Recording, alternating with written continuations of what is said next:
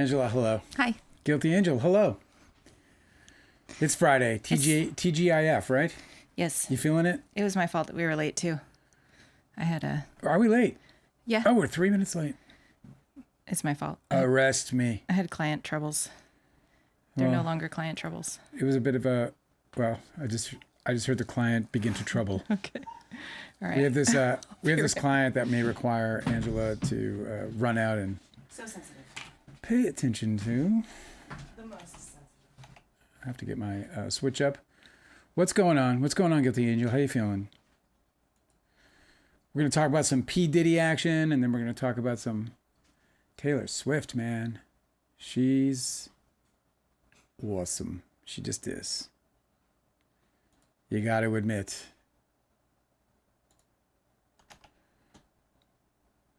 Let me see.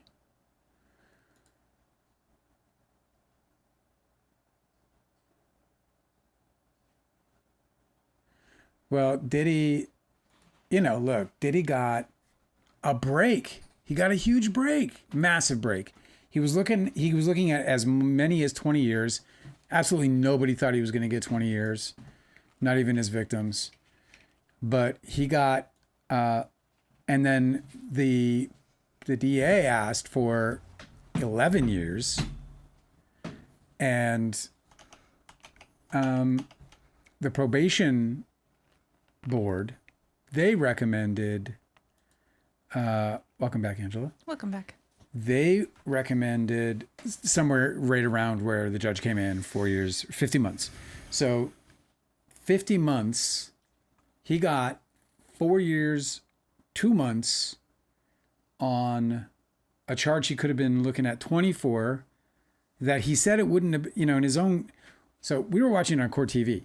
And I don't know what was happening with you when you were watching it, but I was just getting kind of pumped up. Like I was like, holy shit, something fucking crazy is about to go down. Because the way the judge was reading it to me was heavily rebuking him for the crimes. Mm-hmm. He was talking about the victims in what seemed a very deep and sympathetic, empathetic tone. Like it was just all there. And you were like, holy shit. Even the courtroom guy, he was like, are we looking at double digits? Like the way the language was of the judge. It sounded like he was going to be 5 to 7 minimum.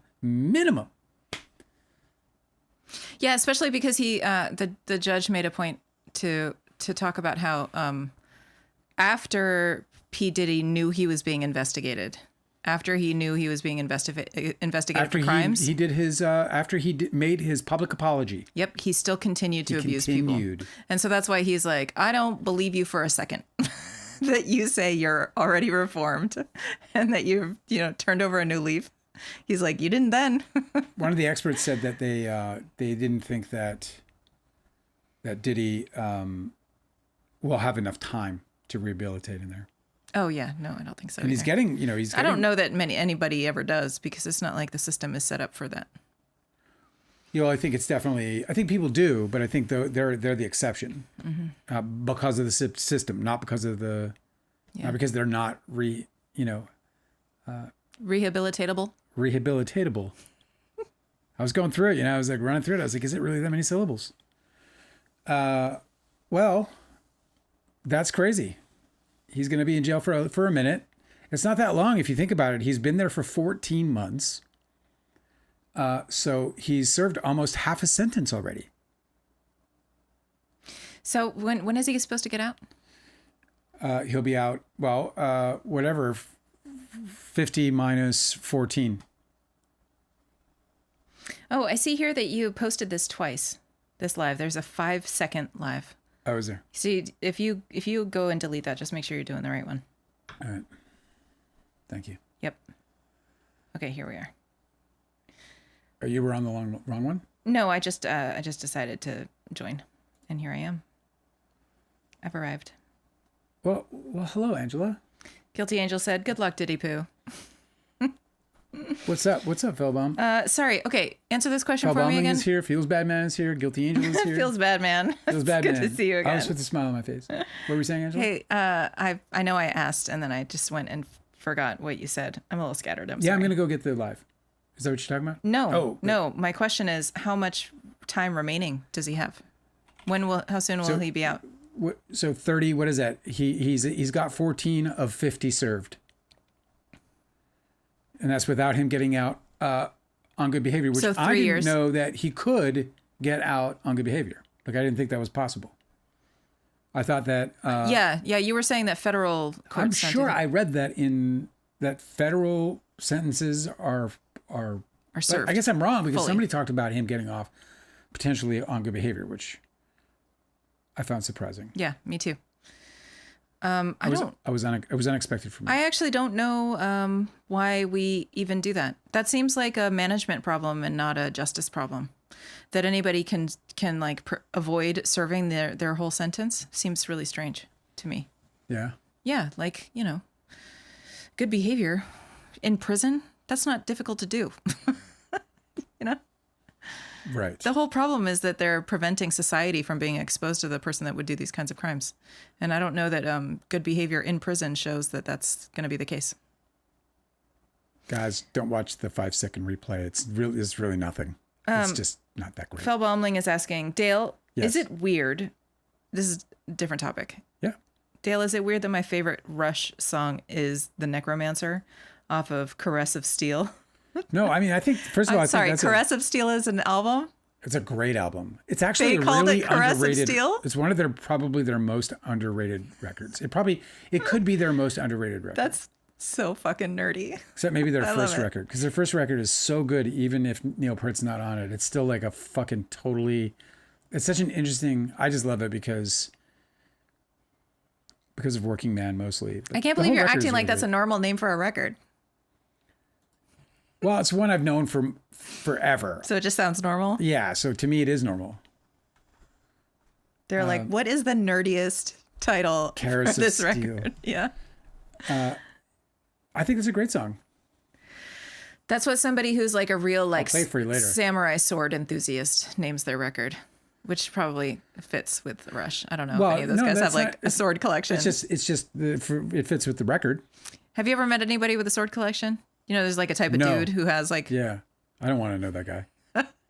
I don't want to know that guy just because I don't want to be around if something goes wrong in their brain. I've had a couple friends throughout my life where I went over to their house and their dad was one of those people. And he had like a sword collection like on display and then like sword and knife stuff in the garage. Yeah. It's kind of neat. That's a brand of dude. It, I don't know what the female analog is for that. Like if women are really into collecting what? I don't know. I mean, It's like such a dude hobby to well, no, collect cosplayers swords. are massive. No, I know cosplay is different than like just being super into swords and Yeah, knives. but I think that's like created a lot more people who like are into that kind of stuff now. Yeah. For sure. I mean, think about it. I mean, you're like cosplaying and you're like, you know what I really want? I want a real skimter. Scimitar. Skimter. I want a real Hand scythe. flail. I want a real. Yeah. Shannon O said it's dolls, a doll collection. It's a doll collection. Yeah, but you can't beat anybody up with it. You can't threaten anybody with those. Or maybe you can. If they're was really never- creepy dolls, then yeah, they'll definitely work. I was never into that. Dolls? No, or like just collectibles. Like I never had collectibles. My brother was like, "Oh my God, Star Wars this and Star Wars that and shit." I am definitely into collectibles when it comes to books. Like if there's a subject I'm interested in, I want all 5 of the top books on the subject. It's definitely like a collector's thing. It's completely unreasonable. It's so stupid. Because I want all of the information. I want like a full account instead of just like one person's perspective, I want a committee to tell me about that subject. So I'll get like 5 of the top books. So stupid. I just had a moment where, so this is what I mean about like when I talk about like creating things in your head, like just always be writing or whatever. Yeah. But I was just thinking about how, like we were just talking about collectibles and this other stuff. And I just mentioned, my brother, so I wasn't into this and I wasn't really into like Star Wars and everything. And I've always maintained that my brother was very much favored in my family. And there is no doubt in my mind that he was named after my dad and he was the firstborn. And I mean, it's all very obvious. And my dad has never come to visit me, but he visits my brother every year. I mean, it's just literally the writing's on the wall.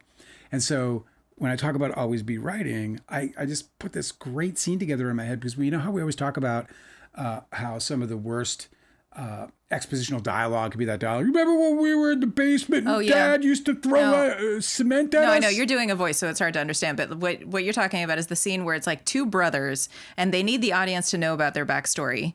But the two brothers will be telling each other, like, remember what happened to us and how bad it was, but they'll describe it in detail. And you're like, of course they know, because they both went through it. Yeah, they were like, so why would they be telling? Yeah, I know. I was there, Bobby. I was right there, bleeding next to you. Yeah, exactly. Like, it's so unrealistic. That dialogue would never happen. So I came up in my head, like when you wanted to like about a sort of a brother envy coming to like a, some kind of crescendo later in life. And it just being about this like argument over this that gets started over the fact that, I remember the fucking Christmases when we both got Star Wars. I fucking hated Star Wars, but we both got Star Wars. And that was true. I remember because he liked it. Oh yeah. And I opened up my gifts and it was like, I'm getting Star Wars. Like he's going to play with and all Doug's this like, stuff. oh my God, you got that. I got this. We're going to do this all day long. And I wanted to do it no day long. I know. It's so lame. Yeah. It's so lame. But isn't that a cool piece of writing? Like yeah, don't totally. get away from it. So like, and it just occurred to me, like, it's just a great way, because that's an argument that never happened, the one I just talked about happening. Yeah, no, it's always about abuse instead of like, they gave me a fucking inconsiderate gift, but you got everything you wanted. Right, like, so it's just like a really interesting one, especially if there's like a lot of anger. Yeah. No, fuck Chewbacca, Doug. Fuck Chewbacca. Like that kind of an argument. It's so great too, especially if the stakes during the tension of the conversation, the stakes are like super high. Like you guys, it's like you guys are running from a murderer or something. Yeah. So the whole thing happened. Confront him about that. So the whole thing happened where we're talking. This is what I'm talking about. Always be in my past. That triggered the memory of my brother loving so much his Star Wars collection. And then the memory of me getting Star Wars and going, why the fuck did I get Star Wars? Oh, that's why I got Star Wars. And because the fucking firstborn son loved Star Wars, that must mean I love it too. And so I got gifts that just basically made him happy.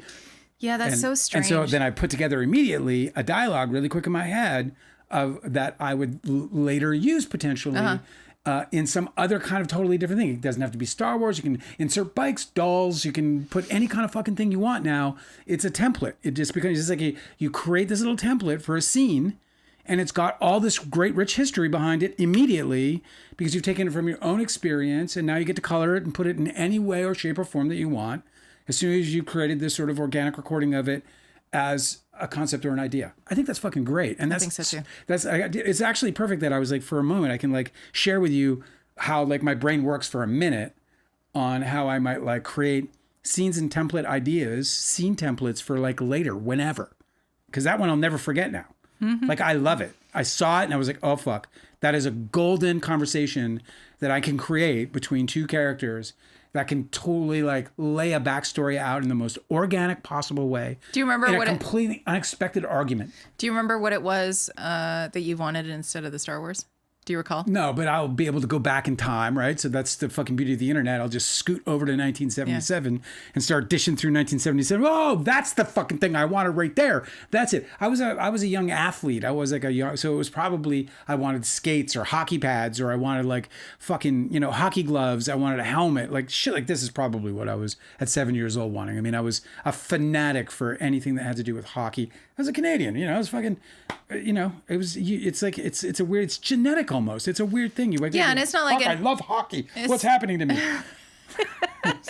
You drink the water and you're like, oh, exactly. gotta hit pucks. You eat the Canadian cheese. It's like, here, have a piece of cheese. Thank you. Fuck, I love hockey. That's funny. It's not like it's like your hobby, what you wanted was any more expensive either. I mean, all of that gear has got to be, I've got to have like cheap versions of it too. Yeah. You and I are both the youngest of siblings. The very youngest. We're the youngins. So you're the youngest of two. I'm the youngest of three. Yeah. I had two older sisters, so I always got all of the hand-me-downs. So like everything I got was just like completely like ravaged beforehand. We're the kid that everyone's tired of raising already. I know. Before we even came along, they were already tired of raising us. I heard of people saying that the youngest of, especially of like 3 kids or something, or more than just 2, is like the baby of the family, and I was like, incorrect. Who had that experience? Really? By the time I came along, my parents were like, oh, yeah, she fell. Yeah, she'll be fine. Like, nobody babied anybody. Alyssa said that, wow, Dale, that's crazy that you can just think of that. You are really, truly meant to be in the industry. Yeah. Waiting for your next book. Haha. That's true. Well, I'll tell you, though, I don't think that what I'm doing there has anything to do with talent. Like whatever I end up coming out with, that I guess you could say may or may not have talent, you know? But the idea of how to try and harvest ideas and really workable content out of the way you think, of your daily thinking. This is what I mean by always be writing, that I think that is something we can do if we exercise it. It's because it's a thing you do. Whatever the outcome is, I guess, like I said, you can decide whether or not that has anything to do with talent, you know? I would argue that the only difference between talent and, you know, less talent in that situation is how much work it's going to take to get it all the way. Mm-hmm. Do you know what I mean? Super talented person does it in 3 drafts, 10 drafts. Do you know what I mean? Mm-hmm. So that's all. I take 10 drafts. Somebody who's like wicked talented, they do it in a fucking 2 drafts. Yeah. I sit there and I'm like, oh, you get to have the 60-book career and I'll have 4. I think that's probably just practice too. I don't think people start out doing that. Yeah. Exactly. Okay, Alyssa is with us. Yes, Hi, Alyssa. I was just talking about her, yeah. Alyssa said, I watched one battle after another. So good. Honestly, this film is going to be nominated for all the Oscars and probably win a lot of them as well. Yeah. Yep. That's a fact. I wonder if your book is going to be nominated for any of the Oscars and win a lot of them as well. Yeah, it's going to be nominated for the best unknown book. Cosmic Urgency said that the Baldoni fans are not happy that the only song that could be about Blake is pro Blake. It's definitely pro Blake. So Taylor Swift's album was released. Yeah, so let's talk about the album, because first of all, I love it already. I do. I think it's a fucking great record. I haven't been able to get deep into it. I've gone through every track. I did the headphones on probably half the record, and I fucking love it. It's always weird when you like get the new sounds, and sometimes they just hit you because you're like, I don't know, you have all this great history with her. I don't. I've only been listening to her for a fucking year. No, but that's where I am. She has such a great catalog that I've been able to dig in so deep. That's where I am with it. This new album is a different sound, so I'm critical of it. Yeah. I was like, drum machine.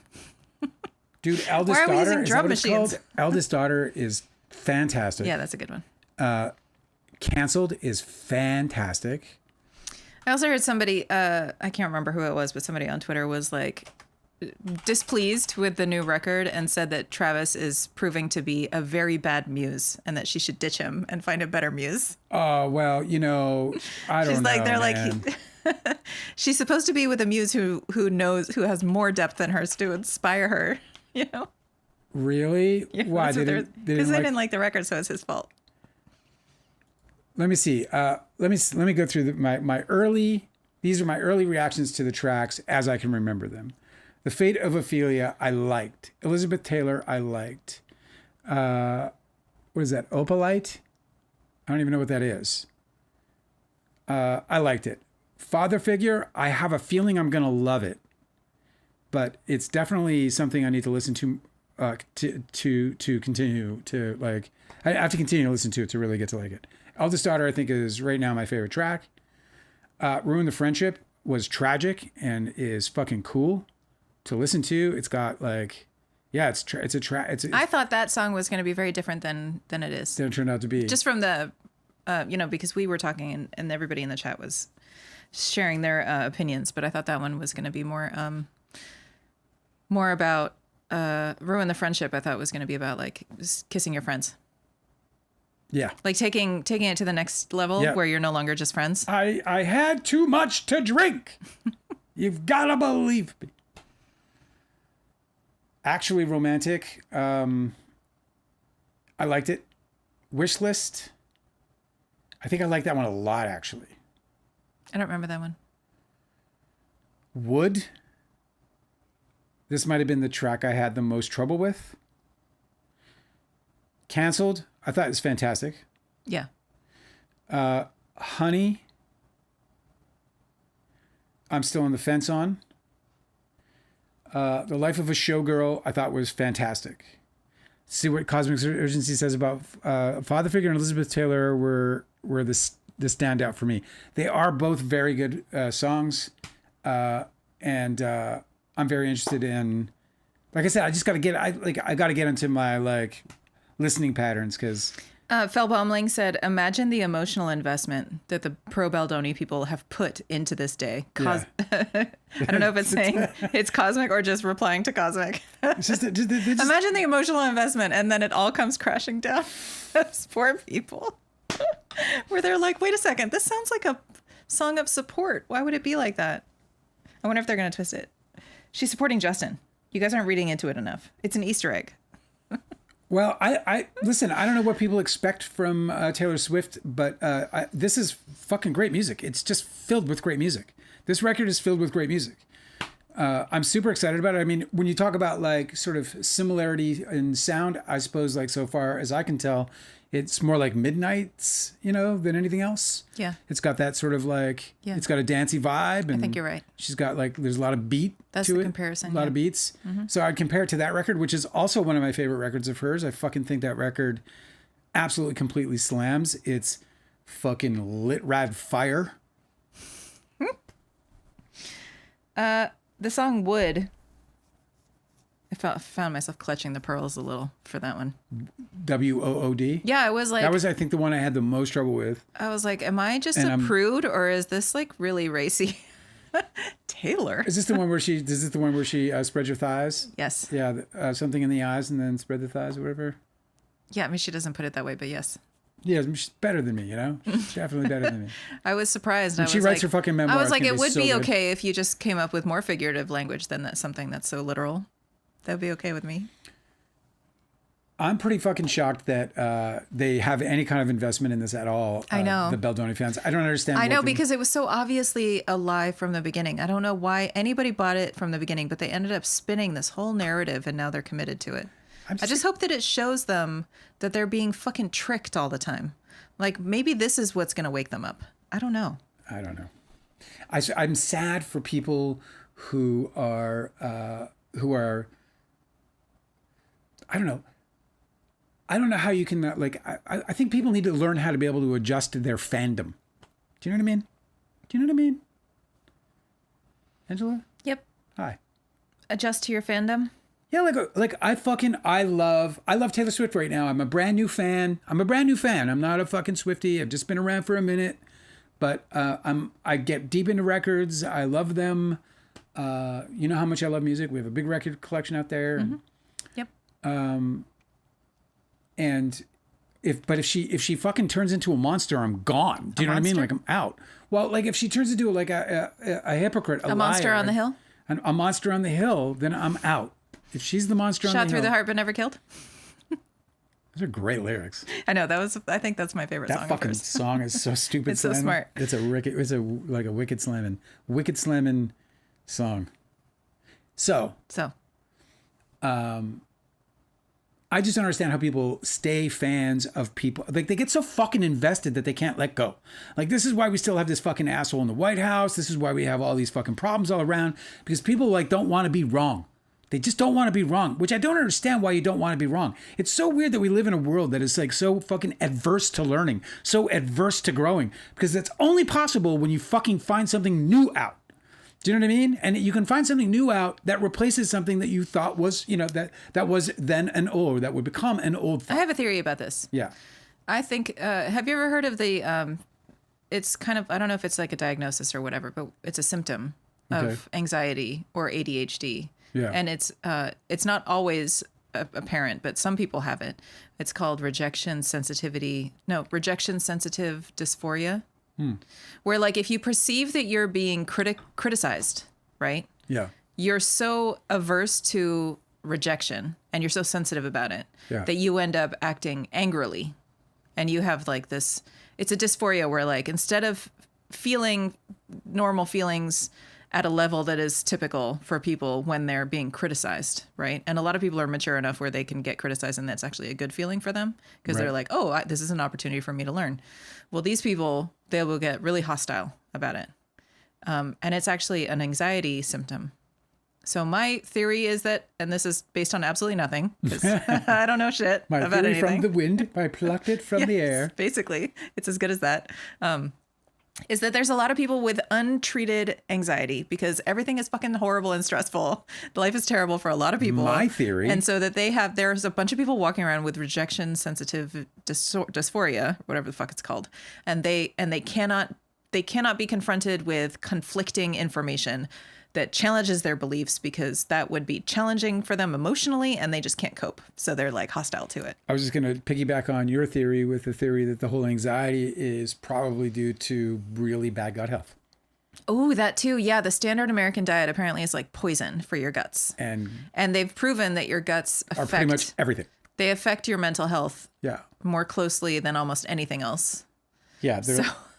Yeah. So you're saying that there's a bunch of people who are like sick, fucking with Taco Bell and fucking like licking their fingers from taco, and so they can't have the meats, and they can't have constructive debates because they're eating bad. Yeah. I mean, it's not so far off, you know? It's fucking not, dude. Of course it's not. Diet doesn't matter. Come on. Yeah. You know? And it's not just that diet matters. It's just that if your stomach is toxic, so is your mind. That's true. It's just that simple. If your stomach is toxic, so is your mind. You'll find yourself moody, angry. You'll find yourself anxious. You may and compounding. You may even find yourself depressed, and it can even get worse. And that can all be the result of bad gut health.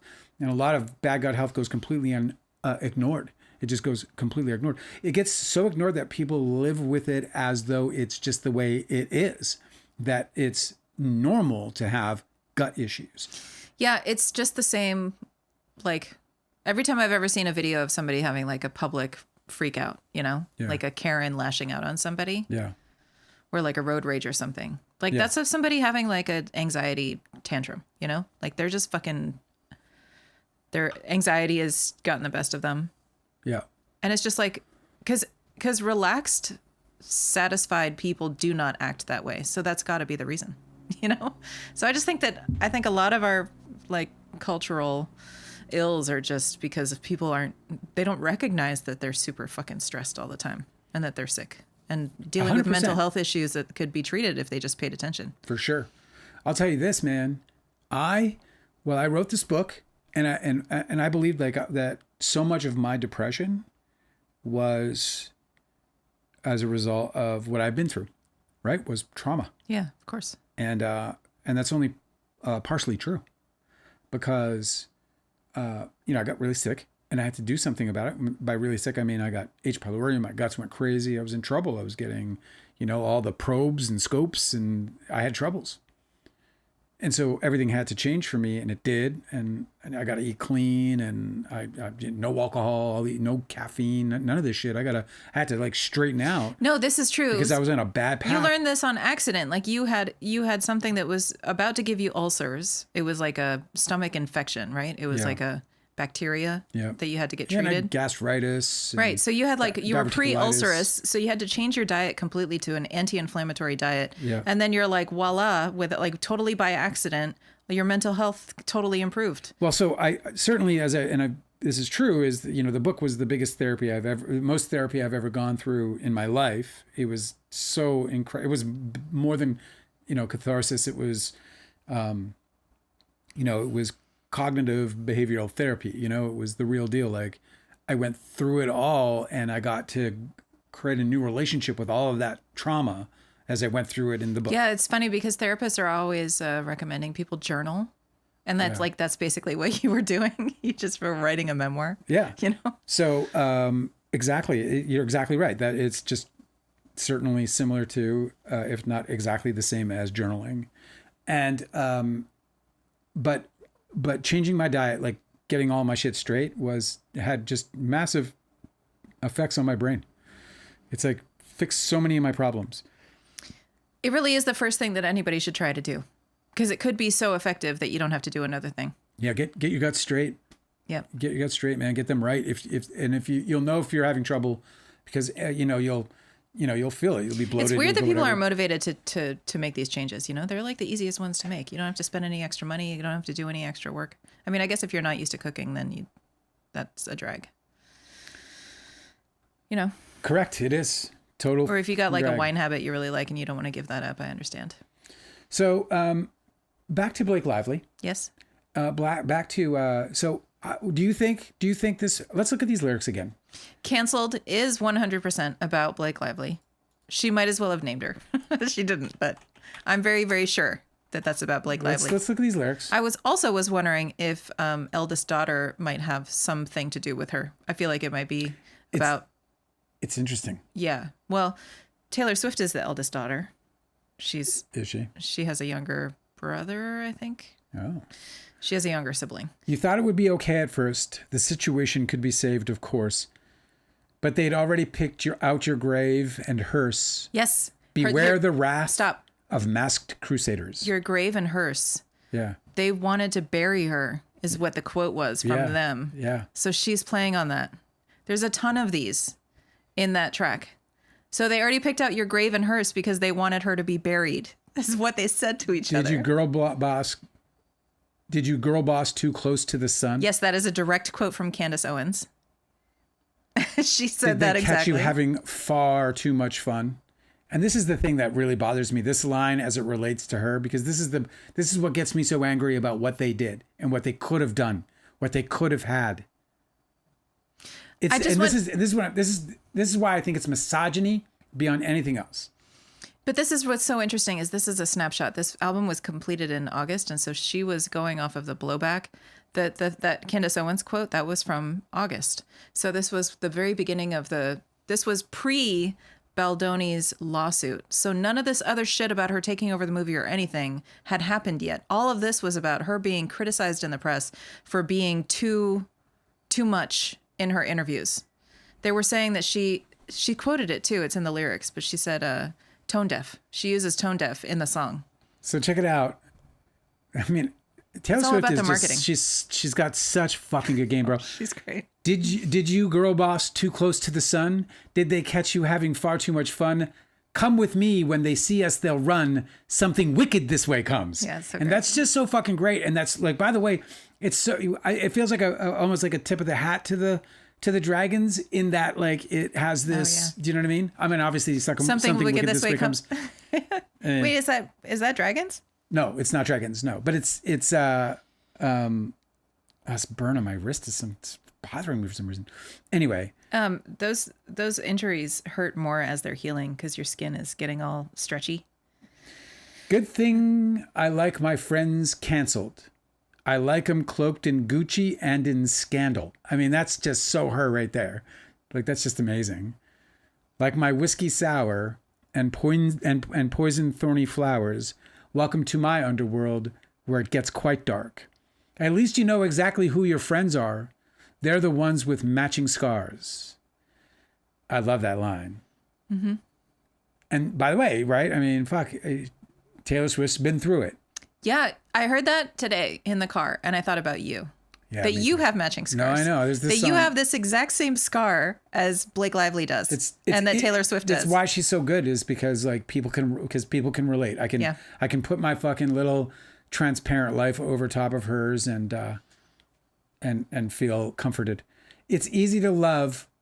It's easy to love you when you're popular. The optics click. Everyone prospers. That's just fucking great, dude. She's really so special, dude. I mean, she knows how but one single drop, you're off the roster. Tone deaf and hot. That's fucking off her. There it is. That's Blake Lively, bro. Tone deaf, yeah.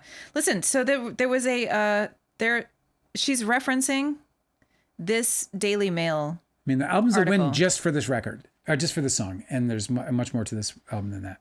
I saved this. Oh my God. Okay. Daily Mail published this 16th of August, 2024. Is Blake Lively set to be canceled? And canceled is in all caps, right? Right there. Whoops. Sorry. Canceled's in all caps right there. See? This is on Star? That's on Daily Mail. On Daily Mail? Do I have this article? Can I put it up? No, you don't, but I can add it right now if you want to. It'll take me a minute. Do you have a minute? I'm So anyway, the headline says, "Is Blake Lively set to be canceled?" In all caps. In all caps, just Yes. like the song. Yes. String of hard-to-watch videos that have surfaced following, in quotes, tone-deaf Q&A to promote It Ends With Us could tarnish 36-year-old star's golden Hollywood image for good. So that's what she just wrote it on. She was like, "Oh, thank you for the inspiration for my song." No, she Daily probably Mail. just went to, and she was like, I'm going to write this song. And she probably just went, I'm going to go and get it from the fucking internet. So I think what she was going on was that there was, she knew about what was going on in this set. Yeah. But this tone deaf criticism, I think she was just, what do you think she knew about the smear campaign then? Is Blake Lively set to be canceled? So basically her song is just about her girl bossing too close to the sun. That she's just like too big, too loud, too sassy. Yeah, she just thinks it's people trying to stop the woman because the woman's getting too. Oh, also, she references thorny flowers. Yeah. So that's grab your girls, wear your florals reference too. Thorny flowers. Yeah. I mean, she's just so good. And I love that song. I think that song just makes this record worth it right from the start. Anyhow. Next song I just want to look at real quick, if you don't mind, is Eldest Daughter, and just look at these lyrics.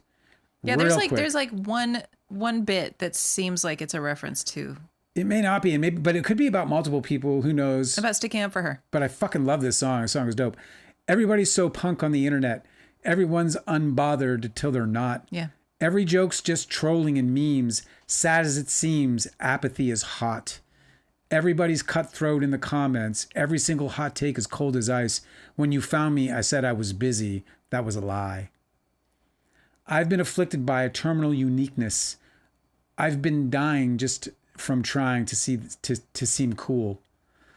But I'm not a bad bitch, and this isn't savage.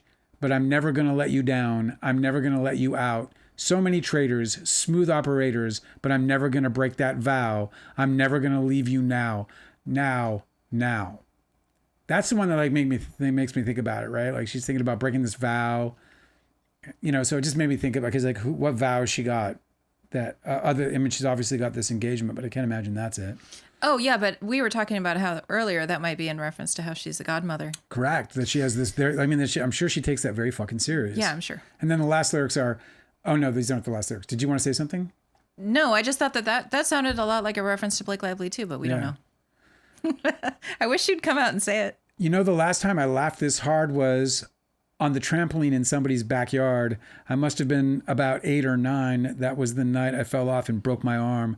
Pretty soon I learned cautious discretion. When your first crush crushes something kind. When I said I don't believe in marriage, that was a lie. When I said I didn't believe in. Are you gonna read the whole song? I guess I don't have to. Yeah, that's where I'm like, okay, she's not talking about Blake anymore. Right. It's just like, so it might be. I went hunting today and I don't know what I found. But one thing I didn't find is that Taylor Swift is breaking up with Blake Lively. That's what we didn't find. Shit, that's so definitely not happening. Of course not. And it's just so interesting because like we talked about how like about the OnlyFans are going to like get they're getting hit hard. And I just don't know why they're hit hard. And this is the saddest part of and this I'm obviously just speculating here, but they're hit hard because they want these people to be in pain. Yeah. They want to inflict pain on this relationship. No, you're totally right. They feel bad because they want these people to be hurting. Mm-hmm. They want these people to be fucking angry at each other. They want these people to be divided with hatred. Yep. They want her to lose her friends over this. They want her to lose her fucking friends, her closest friends, the friend she would make godmother to her fucking child. Get the fuck out of here with that. It's fucking sick, who are these fucking people? And these are, by the way, people who don't know either of these women. This is exactly how I felt about your situation. I was like, okay, well, maybe it's fine if they want to file a lawsuit and then they want you to lose a lawsuit. But why do they want you to lose everything? Like, how come they don't have a dispute that they're trying to solve in court? And why are they trying to punish you in every single aspect of your life? Why are they trying to sever you from your friendships? Why are they trying to sever you from any future work? Why are they trying to sever your network, your relationship that you've built in Hollywood? Like, why isn't it enough for these Baldoni fans that Blake Lively might prevail might lose in court? Why do they want her to have her fucking life and friendships destroyed? Like, it's fucking sick. You know, how come it's not enough for them? It's this is what I'm saying. Like, and you're right. It's very much like my story. Like, Totally. and I've said this the whole time. I said it back then. I was like, why couldn't we just have disagreed on this problem? Like, why couldn't we have just had an argument and kept it between us about it until we sorted it out? Like, why did I have to lose every friend I ever had in Hollywood? Why did I have to be shamed and just completely discredited for what? What the fuck is going on here? Mm-hmm. Like, literally, Leonardo DiCaprio knows that he approved Don's Plum. He knows that his agents did. He knows that. He knew that that night. We were all fucking there. You know, we're not going to move forward without everybody on board. We wouldn't have had the ability to do that, as he clearly demonstrated. Yep. So it's so similar in that way. Like, why would you destroy everything in a moment too? Like, he never even fucking sat on it. Honestly, the more I think about it, it gets me so angry. Because you have no idea the loss I actually incurred. I talk about it all the time. Oh, I lost millions. Oh, I lost all my friends. But what it actually feels like is so huge. It just is so scarring. It's traumatic. And all you can ask for is why. And the only thing I can the only answer I can come up with is that they're all awful people. Yeah, absolutely. Like, I just can't come up with another fucking reason why somebody would have done so many horrible things to me. Yeah, they're fucking for nothing. Yeah, they're fucking bloodthirsty. That's thirsty maniacs, bro. Yeah. It's they want to cause pain for entertainment. I was their friend. Like, I was their friend. We hugged. We said things like, I love you, bro. Many, many fucking times, you know? Leo's mom fucking made food for us. Guilty Angel says Leo needs to stop chasing very young tail and focus on his art. While everyone is celebrating on the internet that his girlfriend is 27 years old, it's like the fucking clouds have parted and Leonardo DiCaprio is now suddenly fucking saintly again. Alyssa because said his girlfriend turned 27. Alyssa said he is definitely going for his second Oscar because I've never seen him be this open and do this much publicity. Oh yeah, they're lobbying for it all. Yeah, of course. You think they're going to put that much money into a movie and not spend something on that whole Oscar run? How much does it cost a studio to do that? How much does it cost a studio to do that? Millions. But they got 150 in. Yeah. They had a great opening weekend. Everybody thinks it was bad, but they did $48 million, and their word of mouth is better than ever. So I think that they've got a very long run ahead of them. I think they know what they're going to do. They're going to stretch, even if they're stretching out like, maybe their per screen averages aren't going to be like everything, the things you absolutely, in love with. But if they can keep the door open at the theater long enough, they're going to hit. Yeah. It's just a matter of time. That's true. They just got to keep the doors open long enough. And they probably have everything they need to do that with 48 million worldwide. So we'll see. I'm jumping around in the comments. I don't even know how many screens they were on, by the way. You're going to check? Yeah. Did you ever see Taylor Swift's All Too Well short film? No. I don't believe I did. Kindly DiCaprio was asking. We should watch that. But what was how many screens? One battle after another per screen average. See if I can get that. Their per screen average was $6,000. That is not terrible at all. I mean, you'd love to be sitting at 12 or 15 or 22 or something like that. Mm-hmm. And Marvel movies do. But at 6,000, that's not bad. It'll be very interesting to see. So they had 3,600 screens. I mean, it's a lot of screens. But still, yeah, I'm saying, $6,000 is not awful. Not awful at all. Interesting. Go do your own research with us. Yeah, I saw that. Good to see you again. Lee is here also. He said... Austin's here. Shannon's here. Sorry, I don't mean to misgender anybody. They said, I found the Diddy sentencing triggering, but at least the judge made some references to the evidence of the crimes he was charged with. Wish he got longer, but better than him being let out. Yeah, I had a pretty visceral reaction, like internally. Like it kind of... I was so excited because... One thing that we squealed. when the judge said crimes against women have to be punished. Basically, I'm obviously paraphrasing, but have to be punished severely. They can't be ignored. We can no longer turn our heads to crimes against women. Another thing too that I thought was really impactful that he said, he was like, I am, just to be clear, I'm only sentencing you on the convictions, right? Yeah. He's like, we saw a lot of evidence, a lot of really, really bad evidence. But I'm only sentencing you on the convictions. He's saying, but I was, they've made a bunch of statements and they had a bunch of witnesses for the defense that they didn't bring at trial, but somehow wanted to speak favorably about Diddy at the sentencing hearing. And he was like, but the judge was like, but I was here every day in the courtroom and I saw the evidence that they presented about you, and that was really encouraging. Yeah. See, I thought he was getting I was like, man, is he going to get 10? Yeah, at that point, right. I was like, fuck, Diddy might be getting 10 fucking years right now. Which I thought, I have no idea whether, what's just or what's not just. By the way, there were people asking about whether or not, that would give Diddy basis for appeal because he was talking about the women as victims. But the women were victims. They weren't the crime. They were involved in the crime for which he was convicted because he would watch them having sex, these prostitutes having sex with these women in his life. So he would get these prostitutes and then he would watch and then he'd get off watching these dudes bang his girl.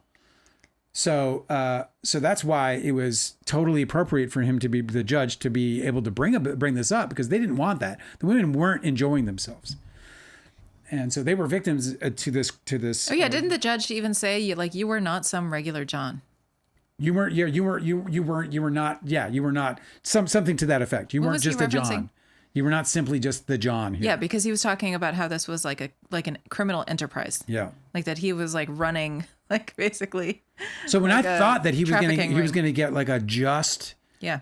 I was excited to the point where I was like, I had to kind of give myself a check because I know my blood pressure changed.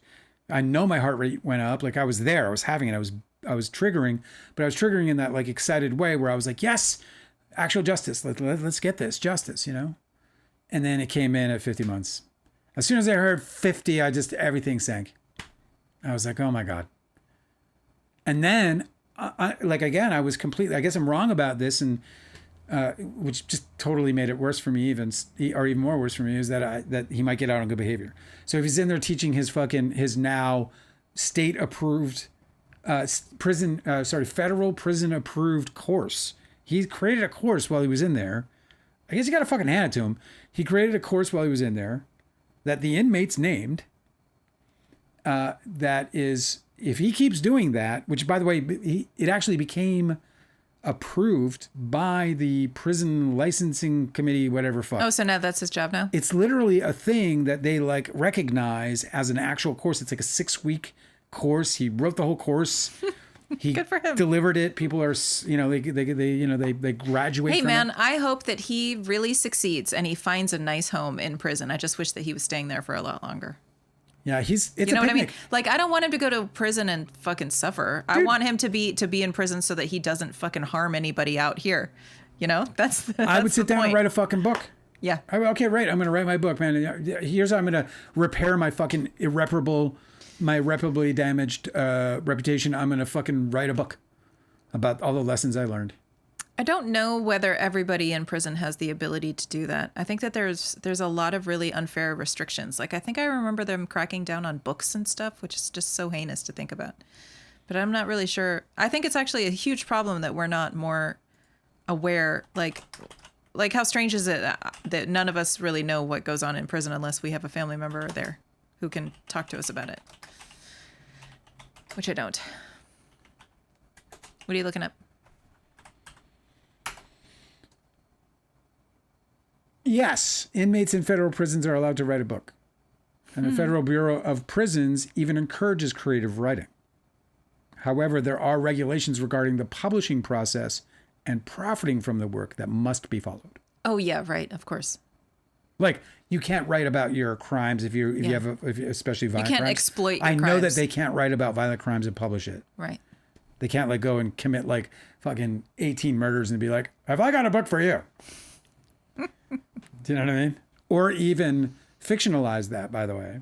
Right. So there are rules, because I remember hearing about a lot of this. That reminds me of Brian Koberger, because he's a criminology Major, yeah. Yeah, major. I think, well, whatever. I think he was like a PhD student, but I don't remember what exactly his PhD was. He was a PhD candidate. He was certainly a candidate. Whatever. I don't know. Anyway, so I think, they were saying that he may have committed the crimes to do like his own personal research, like a fucking sicko. Yeah. So maybe he was attempting to be, because his professor and mentor had written several books on killers. Oh yeah. So maybe they think that maybe that's what he was doing. Research. That's so eerie. Yes, it is. So I'm glad that that's a rule in federal prison. You can't just exploit your crimes. God. That's what I would do then. I would sit down and I'd write me a book. If I was again. That's what I'm saying. Like it's actually not a bad sentence. Like if I had 3 years in prison, I'd literally be like, okay, I'm gonna write a book. I'm gonna get out of jail. I don't think he could write about his victims, so it would be him writing about. It's fiction. It's fiction. Or he would just write about, he'd write a self-help book or something, so he can go on the circuit. Right. That's what Diddy's doing. He's going to do that. Yeah. He's going to be like a reform guy. He's going to go and talk to the kids. I'm going to get the kids straight. Fellbaumling said this is back on Taylor Swift versus Blake Lively. Yeah. Okay.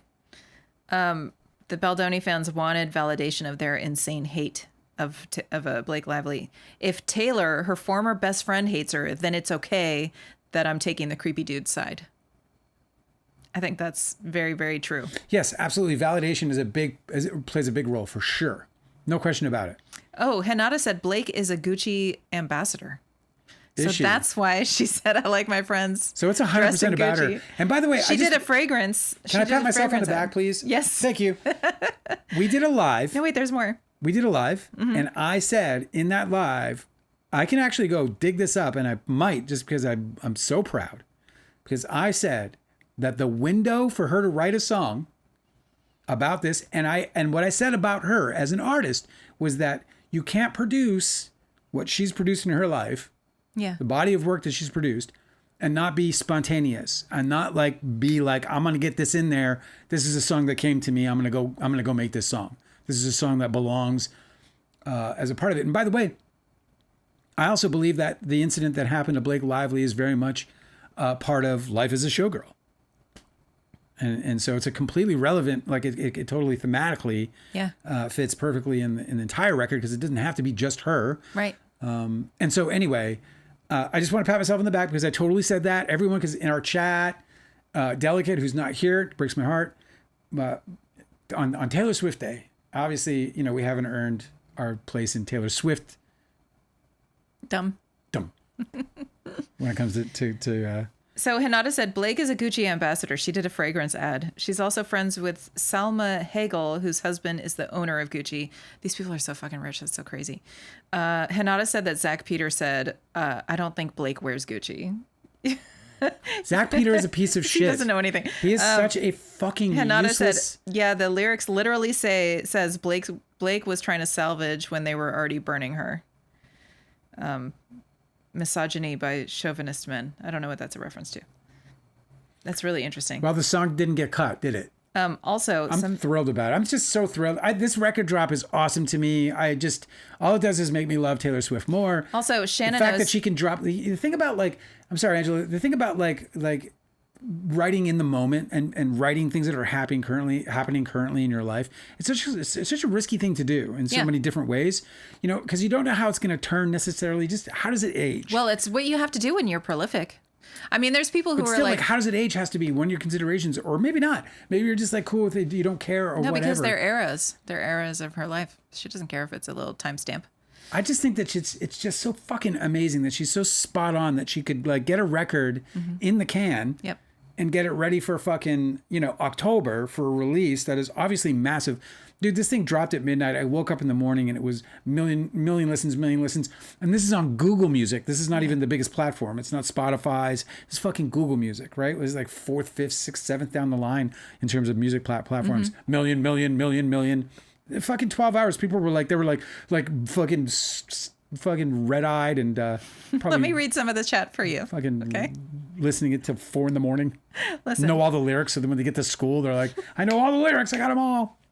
Are you ready? Yeah. Okay. Shannon Knows said that people think that Gucci reference could be about Brittany Mahomes because they all wore Gucci to Wimbledon. Brittany, Patrick, Taylor, and Travis. Okay.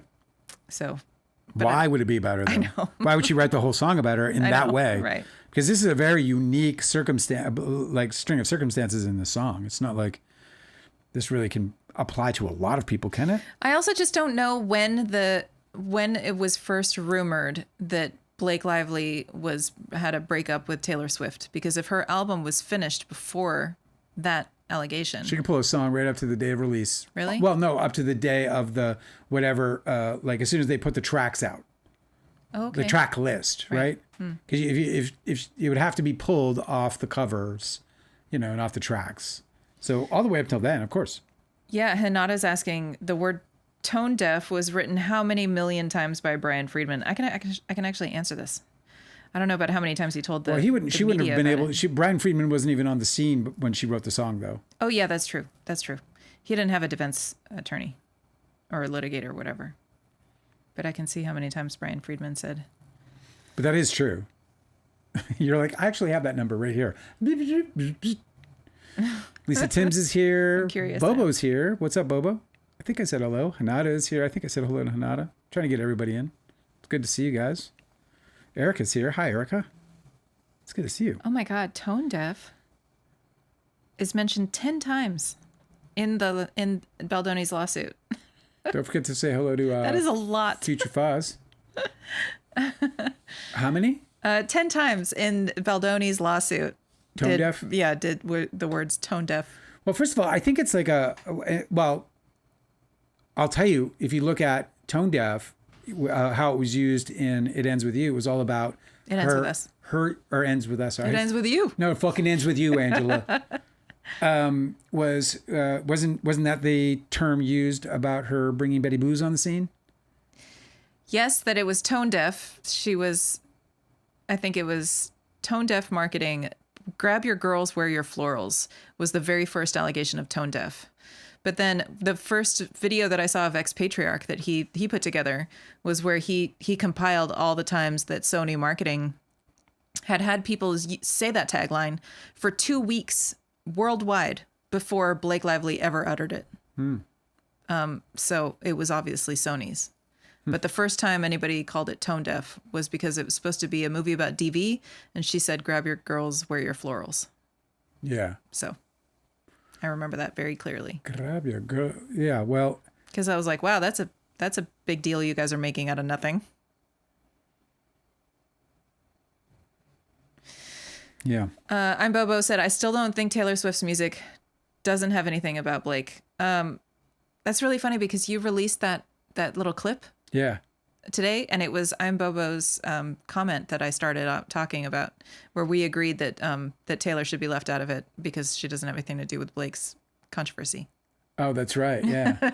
I'm Bobo saying the same thing. You're very consistent. I appreciate that about you. I think it's spot on Blake. I think it's straight up Blake. I don't think it can be. I just don't think it can be anybody else. I mean, obviously, I have no fucking idea about this, the depth of this woman's life and the people she knows, and so it certainly could be. But I would say this, and I said this in, if you go look at the video that I just posted today, that the Taylor Swift little funny Taylor Swift video I cut from the live. Mm-hmm. In that video, shit, I just lost my thought. God damn it. Cosmic Urgency said Andy Signor is watching the Taylor movie today. Do you think he's going to turn on her when it's no longer deniable Taylor is pro Blake, or is Taylor too popular? What's the move? Andy Signor is not going to back down. He's just going to go watch it because he hates them? Like, what a fucking weirdo. Well, no, he's going to report on it because he's going to report on it. Yeah, he's going to say how he feels about it. I don't really care. I don't care anything about that dude. Really, I just don't care. I hope he enjoys himself. I hope he finds that he is enjoying himself, and then he turns the page where he's like, actually, these people aren't so bad. She made me feel something. Go do your own research said that tone deaf is one of Jed's talking points. Yeah, that's true, but it wouldn't be, again, something that she would know about at the time of the writing of the song. That's true. But again, tone deaf is not, it's not any one of them. You know, again, I think tone deaf was used when it was talked about with the marketing. Cosmic Urgency deaf. Go ahead. Has a question about Leo. Yeah, okay. Why do we care how old his girlfriends are? If they're adults, have at it. What's your perspective on this? I feel similarly. I think the problem that Leo runs into is that it's very clear that he treats women like objects, or that he's been treating women like objects. They're disposable. So the problem is, now again, you're saying, well, it's consenting. Well, we don't know to what extent it's an abuse of power. We don't know to what extent these women are getting into a relationship under different, sort of auspices, So I'll say that it's none of my fucking business first. Yep. The second thing I'll say about it is, if he's exploiting and hurting women in the process, fuck him. Do you know what I mean? And secondly, with great power and influence comes great responsibility. So if you know you can manipulate women into your fucking weird ass web of whatever it is you want to fucking do, maybe you shouldn't, just because you can't. So there's so when it comes to character and being a public figure, these are the things that, part of being a public figure means that your character is in question at all times, or it should be, or it will be. And it's how we end up with the kind of fans we get. That's how Marilyn Manson had his fans, and fucking, fucking Rick Astley had his, They're probably not going to be at the same show together. So, and that's all based on the character that we get to learn from by what they're exposed to. And yeah, so if you align with it, if you're like, yeah, dude, man, bang chicks, that's what it's all about, dude. If you're a bang chicks kind of guy, then Leo's fucking, he's the shit, bro. Give me that yacht. Billionaire Boys Club, let's go. But if you're maybe not, then you might look at that unfavorably and then say, you know what, you're not my guy. It's like that. Mm-hmm. So, my thoughts on it, though, it's none of my fucking business. If he's hurting women, fuck him. If he's using his considerable wealth, power, and influence to string women into these, sexual webs of his or whatever they might be, fuck him. Look, if he's in these, like, if it's the picture you want to paint where it's Leonardo DiCaprio and these women, they got like a meeting of the minds and everything's cool. Fuck yeah, man. Swing from the chandeliers. But like, if he's abusing his power, fuck him. I also think it's... I know he has a history of abusing his power. And so I'm skeptical. I'm highly skeptical of what he's doing to all of the people around him. Yeah. I'm highly skeptical. What he did to me is crazy. The life he took away from me for making a fucking movie is so fucking unacceptable. He shouldn't just be... And so high level cruel. He shouldn't just be allowed to like go about his life like normal after doing that to somebody. Like really, there should have been some fucking consequences. He took everything it's really from fucking me. insane. And this is a part of what Leo season is. This is how hard it is for me. Because it's Leo, it's Leo's life on display. It's this great life of privilege. And he actually has returned nothing to film. Do you know what I mean? His performance, except the arrogance behind his work. Right? You know what Daniel Day-Lewis did? He starred in his son's movie. Do you know what they're saying about it? That it's shit. Do you know what shit they mean? The screenplay's garbage. Daniel Day-Lewis, one of the finest actors to ever do it, right? Mm-hmm. Didn't care that his son wrote a fucking mediocre at best screenplay. That his son was incapable of directing a star of his caliber, right? In a movie that would make a difference and that would be a part of his fucking great legacy as a filmmaker and as an actor. But he did it. Leo's not capable of that. Leo has no ability to do anything like that in his fucking life. He's given nothing back to the very fucking industry that lifted him up to the star that he became. The independent film fucking makers of America. That's who lifted that fucker up, you know? And all he did was step on their heads to get where he wanted to go. He gave nothing back. That's how I feel about that fucker. I also think it's important to always like remind people as a PSA that if a celebrity or a wealthy person or a powerful person has you sign an NDA, that doesn't mean that you can't tell everybody about wrongdoing, right? Yeah. An NDA does not protect them from having their wrongdoing revealed. So if they did crimes or if they did something that was really questionable, you're allowed to talk about it because an NDA doesn't protect them. Just letting everybody know. Diddy might have been... NDA, you can't hide crimes. Diddy may have been held accountable sooner if people didn't respect the NDAs that they signed. Thinking that they couldn't say anything because they signed a silly little fucking piece of paper. So I don't know if that's applicable to this story about DiCaprio and his very young girlfriends, but maybe. Since they're friends, since he was the guest of honor. I got all fucking hot under the collar. Oh man, you know, that guy really does hurt.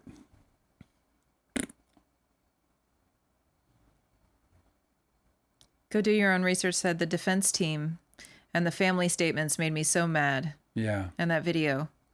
I didn't know that we were allowed to hear the family statements. Were they read? No, they were reported on? Yeah, they were reported on. I guess that's how we're going to have to cover if Blake Lively goes to trial. We're going to have like we're going to tap in. One of the reporters. We're going to tap into as many sources as we can that'll be in the courtroom. So is that reporter just in the back of the courtroom like tack I have no idea. His keyboard? Talking into a I don't know what they're doing. Recording it all? Just fucking thumbing it on a fucking like a 2003 BlackBerry. You know, like posting like 130 characters each, like in the middle of the sentence, one at a time. It's amazing that they don't have like, you know, it's okay not to have court like or whatever what do you call it?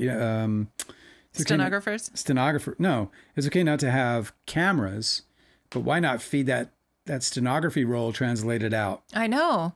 Hey, do you have that picture up? Oh, well, I can't find it.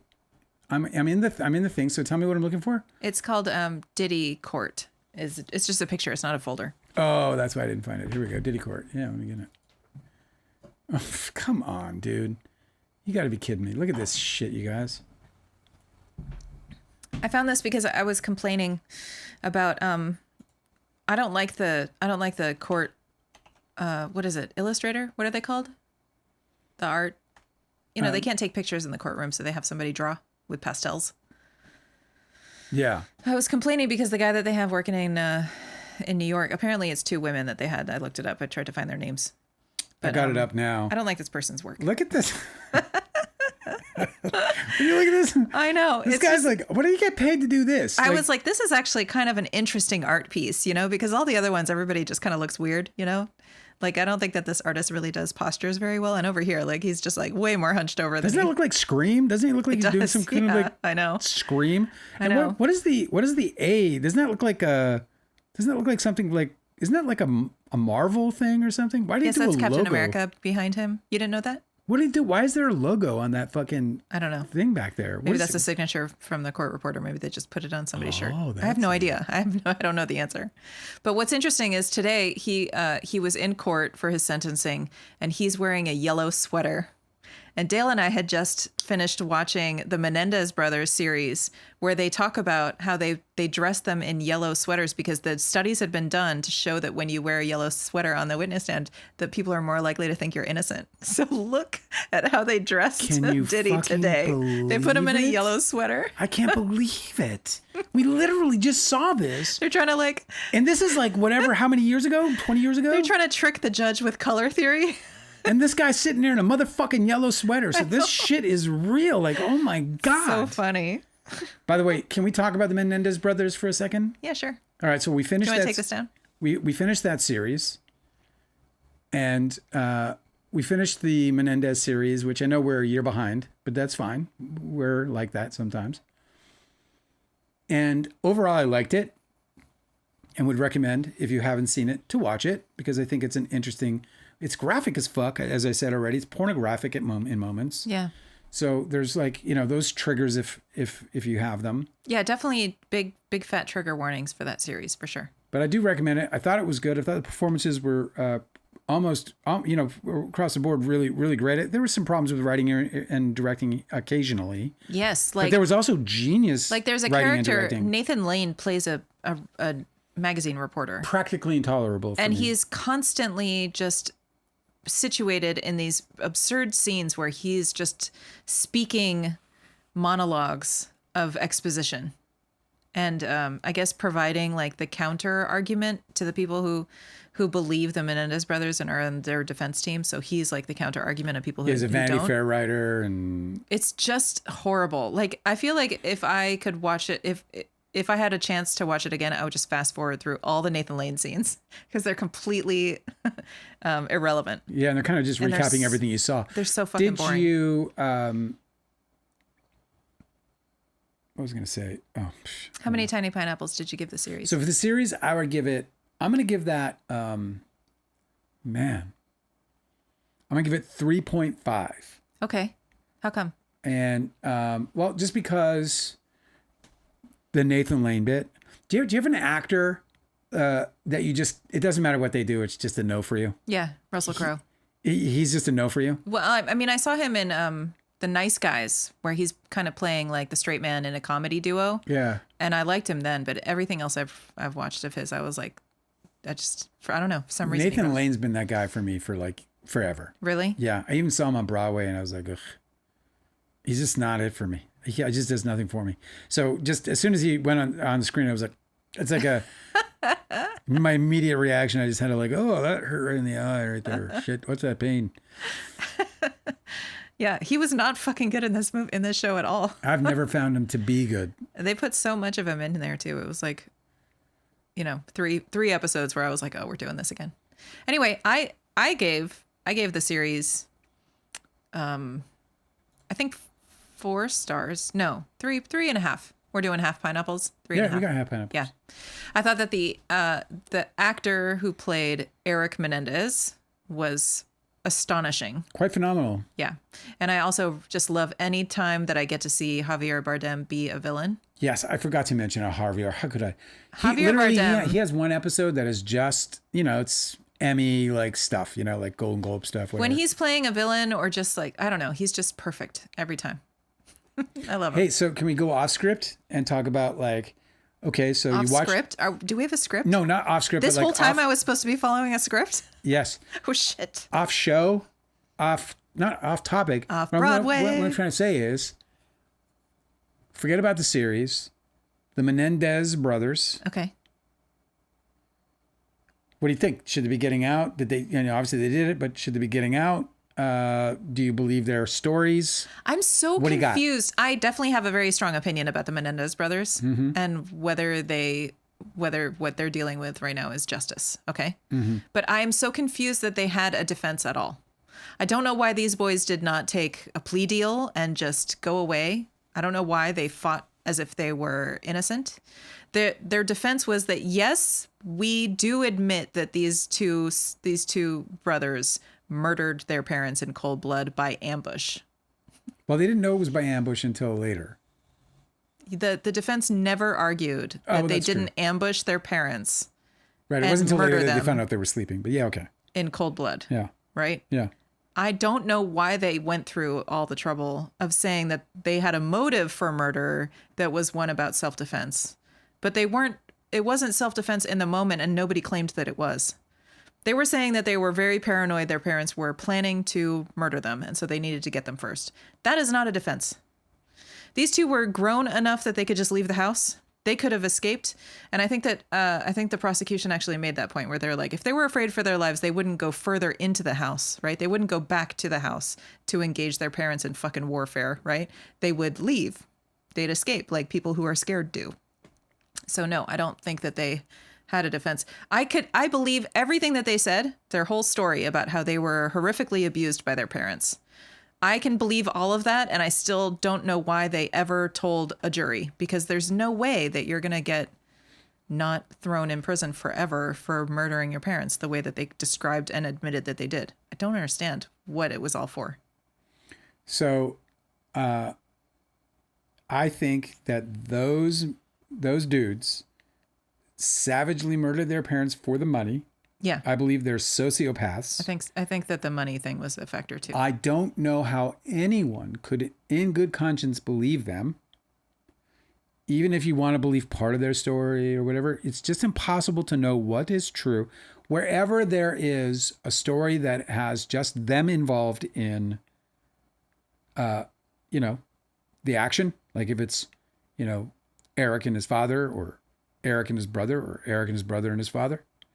In those three, like in those instances where it's just insular like that, and there's no other witnesses, I just don't know how you can believe anything that they say. The amount of lying that they did. I know, but this is also it's not just like lying, like trying to cover up their crime, and like they lied in ways that were so, and like the way in which they tried to pressure people into lying for them. Oh yeah, that was mainly Lyle Menendez. I don't know how much Eric did of that. I mean, Eric, he lied like so much. So this is also kind of like, I feel a little uncomfortable labeling people based on lies, because that's the whole like perfect victim thing. Like, yes, they could have completely bungled any chance of creating themselves as credible witnesses, right? As credible people. But that doesn't mean that they didn't endure that abuse. So I'm just going to side with them on the abuse allegations and say that, yes, they did endure this horrific abuse by their parents. It still doesn't explain. It's not a defense for what they did.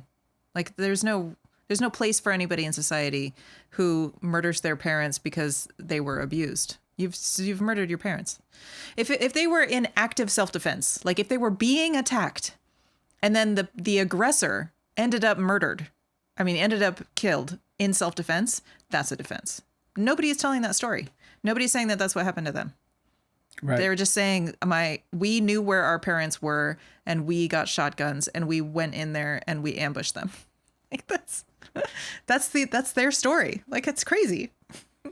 So I don't know why they think they get different treatment. You're right. I mean, that in of itself is enough to keep them in jail for the rest of their life. Of course. 100%. That's enough. That's all you need. And this idea of the monster that was his father or their father, and the complicity of the mother and all sorts of stuff. I mean, again, like, go to the authorities, man. Like, there was a family witness, I remember, who testified that they knew that abuse was happening, and that's why I do believe their story. But it doesn't mean that they don't spend the rest of their lives in jail. Well, it's so interesting you say that, because when you hear about the family member and their testimony about believing that the abuse happened, it's not the abuse they described happening. No, it's not. And this is the difference where I think, like, what the fuck? And by the way, well, you know what? I don't want to spoil things, because if you're interested in the story, then you should go watch this series. And I'm not going to spoil what comes out of it, because that was intriguing for me. You thought it was well done, the series? I thought it was done well enough to watch. Like, I think it's worth watching. I don't think it's like the best series ever. I don't think it should be like accolades and awards. There's one episode where I think that there was a moment of genius by a director. That is episode 5. Episode 5, the writer was perfect. The acting was perfect. The directing was perfect. Everything was perfect. Yeah, episode 5 is titled "The Hurt Man," and it's just one scene. It's incredible, the whole thing. But I didn't know much about the story, and I saw the series, and now I feel like I know a ton about it. And I thought it was really well described, and it was entertaining the whole way through. And I just really like the acting. Cosmic Christie is saying something that's very interesting to me. He said that they were very convincing on the stand, or pretty convincing on the stand, I should say, and that if it was not that if it was an act, then they sure didn't attend the Amber Heard School of Acting, which is very funny. But here's the thing, like, man. They shot their parents in the face.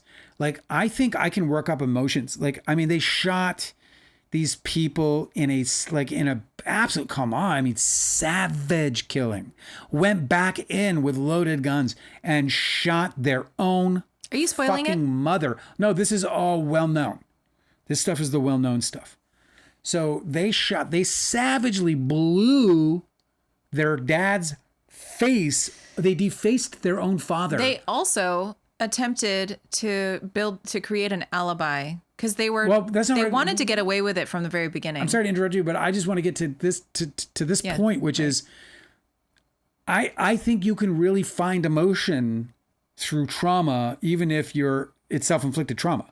Like, that's, in acting, you might call it sense memory.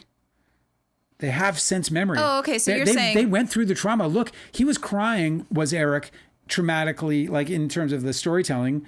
He confessed to his fucking, like the event broke him.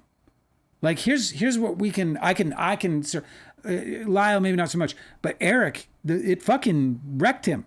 Obviously, you defaced his mother. I mean, fuck, man, what did you do? Crazy. Yeah. Blood and brains everywhere.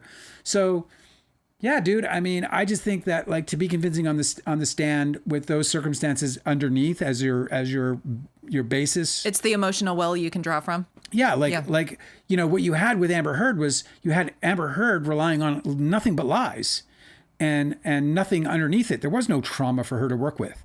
You know what I mean? She had a toxic relationship with somebody. That's what happened in that relationship. They were both equally shitty to each other. They were equally abusive to each other in the way that couples can get. There was no singular attack on Amber Heard whatsoever, and she had nothing to go by. So she had to make this shit up. She took a page out of the Menendez brothers because they're again. I gotta be careful. I'm fucking shit. I'm not gonna spoil this. Hey, they had more to work with than Amber Heard did. That's the point I'm making. They had a lot more to work with. My God, holy fuck! Not to mention that they're also facing life in prison. Amber Heard was facing like money problems and That's Elon true. Musk as her backup plan. So, it's just such a wildly different set of circumstances. Like, you're up there trying to convince a jury not to make you have to pay Johnny Depp money that he's not going to need, as opposed to being up on a stand trying to not get the death penalty or life in prison, depending on which. I do think it's kind of messed up that they got separated. That they don't get to serve time together. I'll tell you. That's kind of crummy. God damn it. I think that's kind of fucked up. I don't want to spoil that either. Shit. Yeah, it's totally worth watching because so with regards to that moment, I was absolutely fucking angry with myself for feeling sadness. Oh, you can feel sadness. No, I was angry about it. Why were you angry? Because fuck you. You don't get to fucking hang out with your brother. Just because you shot your mom in the face. I don't believe. I think that's the cruel and unusual punishment that people have a constitutional right to avoid. I just felt bad for feeling bad. I just feel like that's just a little bit overkill, So I didn't know what to think going into this one because although I did, and I remember following the Menendez trial back in the day, it was definitely like underneath O.J. Simpson. Oh yeah. And so, and I also looked at it and I was like, I looked at them and I was like, okay, fucking rich kids from Beverly Hills who are fascinated with Billionaire Boy Club. If you didn't see that movie, it's fucking so haunting. It's just, pardon me, it's a haunting movie. We should see it. Oh my God, I loved it. And it's also like super exciting because these guys, they get this lifestyle out of the situation. And it's, oh my God.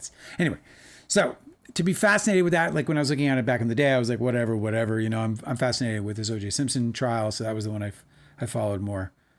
Like I didn't follow the Diddy trial this time. Instead, we're following, the case of Lively v. Baldoni. Mm-hmm.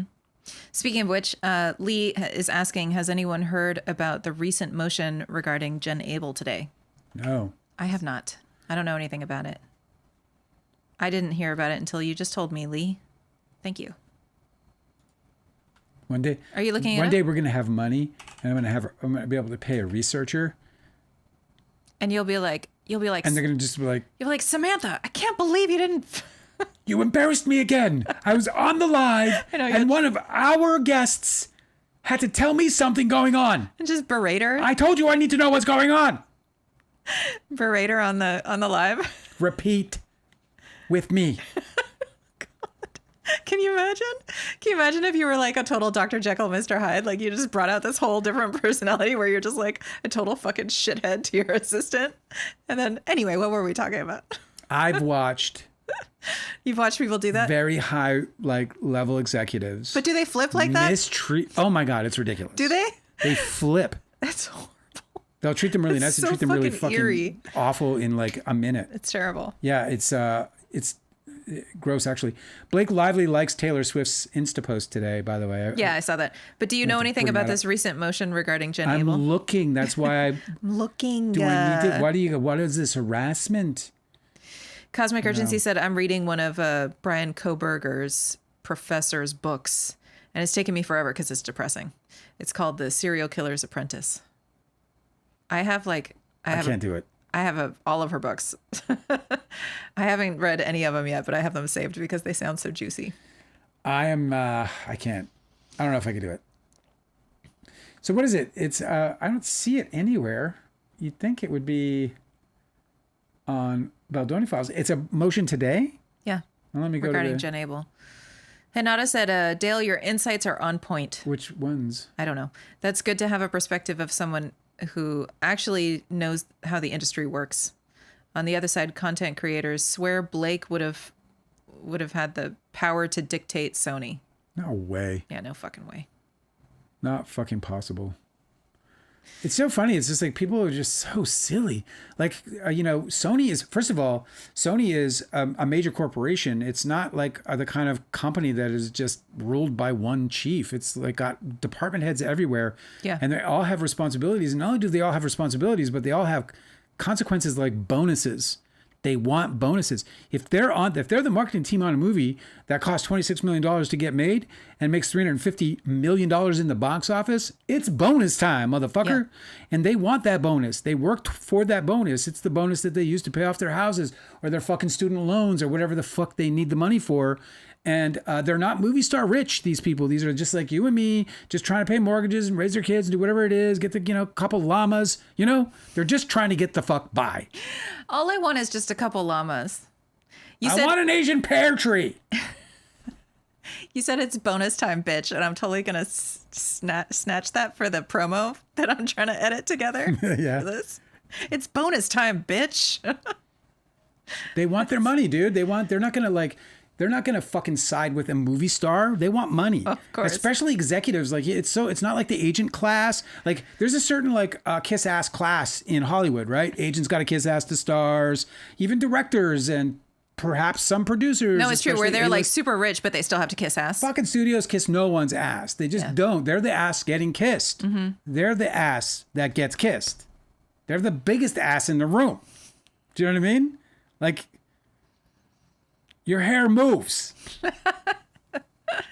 Cosmic Urgency said that Andy Signor is a Taylor Swift fan right now, from what I can tell, but he supposedly thinks that she's anti-Blake, and so that's probably why he's siding with her. So it's gonna be a rude awakening for him. He'll be like, you know what? Actually, I hate her music. I never liked her. Yeah, and fuck that guy.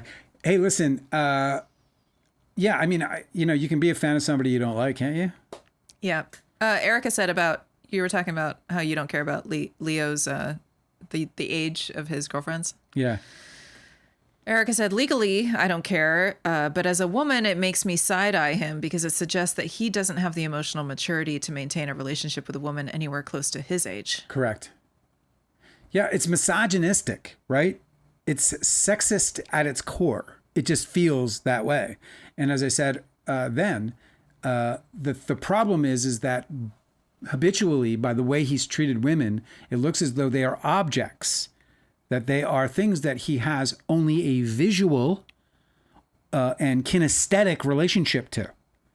That there's no meaning of the mind there. He's not there because it's like you make me immensely happy. So it's not about what you look like. You happen to be beautiful, but if you weren't, it wouldn't have any relevance because that's not what I'm here for. It's not what I'm in this for. I'm in this because of who you are, the person. Do you know what I mean? I just can't imagine wanting to continue into your 50s to just continue to find new girlfriends every 5 years. Why? It's better every 3 years. Every sex dolls. It's better than sex dolls? Yeah. I don't believe it is. And it's probably an upgrade. Can you imagine from just a straight up prostitute, because you want exclusivity. Yeah, no, I know. I just feel like, he could hire somebody exclusively, and maybe that's who they are. Who knows? I don't know. Well, if I don't know what the situation is. Or what they become. And I'm not even saying that facetiously or in any insult to them, because by the way, if they're going to go, if some of these women are just grabbing a bag of money, go get that bag of money, bro. Yeah. Absolutely. Right. This world is not kind. This world, if you're beautiful enough and smart enough to grab that bag of money, all you got to do is like get laid by Leonardo DiCaprio for a few years until you turn 26 and you got a fucking bag of money and a whole future. Go get it. I just feel like it's just really strange to think about somebody who's like in their like nearing 50, right? Who has this whole life to catch people up on if he actually wants like a real companion. There's a whole there's like a year or two when you're in a new relationship where you're just like, okay, let me help you understand who I am and let me find out who you are. And then like after that, the relationship really sinks because you guys know each other so well. But until then, it's like, I can't imagine starting over. You know, having to like meet somebody and be like, oh, right, you don't know anything about me anyway. Like, okay, let me fill you in on this part. You know, it seems like it would be so exhausting. I just wouldn't even bother. You know, totally. Especially when you're 50, you got like this whole life. I mean, I guess he could be like, you've seen all my movies. Okay, so you know about me. Yeah, so that's all I got. It's Leo season. It's gonna be a painful one, but hopefully my book helps me through it. Cosmic Urgency said, I haven't heard that the Daniel Day-Lewis film is shit. I've heard it's decent and that Daniel is great as usual. I heard that it's weak. I heard that Daniel Day is great. Yeah. I heard that if Daniel Day wasn't in that movie, that movie would be much worse. And I heard that it's bad because of a weak script. And I'm not here to diss on it. But obviously, we're talking about Daniel Day-Lewis. So if the fucking script is good, that's not Daniel Day-Lewis material. Daniel Day-Lewis works with the fucking greatest material that is, going around Hollywood. Yeah. Like he's got pick'ems. That's right. He works with Jim Sheridan. He works with fucking Martin Scorsese. He works with the greatest. But he went and worked with his son, and it's because he loves his son. But it's sacrificial. That movie is not a movie that ends up a choice. You can't. Dale Wheatley writes that script and brings it to Daniel Day-Lewis. What are my fucking chances? I'm going with none. First time director, Dale Wheatley, right? I mean, obviously, Daniel Day-Lewis is gracing his son with his fucking talent. And that is, and by the way, Leo did that, didn't he? There was a moment in his life when Leo actually did the very same thing. And I guess it didn't mean that much to him. But it didn't, did it? It wasn't, the heart behind it wasn't the same, was it? No. And this is what was probably the most heartbreaking of it all, really. Yeah, I think it's worse to withdraw a gift than to not give a gift at all. Certainly worse. Takes back these hurts. Remember when you were a kid and it happened? The first time it happened, and the mother had to come along and be like, you don't do that. No, give it back. And then you're like, now you got this thing and it's fucking tainted. You're like, it's all tainted, yeah. You're like, first it's like, they give it to you like, thank you. They're like, actually, I love it and I'm going to get it back. You're like, what the fuck, man? And then the mom comes and like half beats the child and gives you back the book. And now you're like holding, you're like, I don't want it now. It's fucking awful. Right. Don't shout into the microphone, baby. Okay, Hanada is helping us so much. Jennifer Abel. Thank you. Had a motion to dismiss. It was denied. In most part, and only about 3 claims remain. Okay, I got to find out about very this. Bad news. So what is pending? So Jennifer Abel. Oh, is this about Stephanie Jones? So Jennifer Abel and Stephanie Jones are fighting. I can't find it.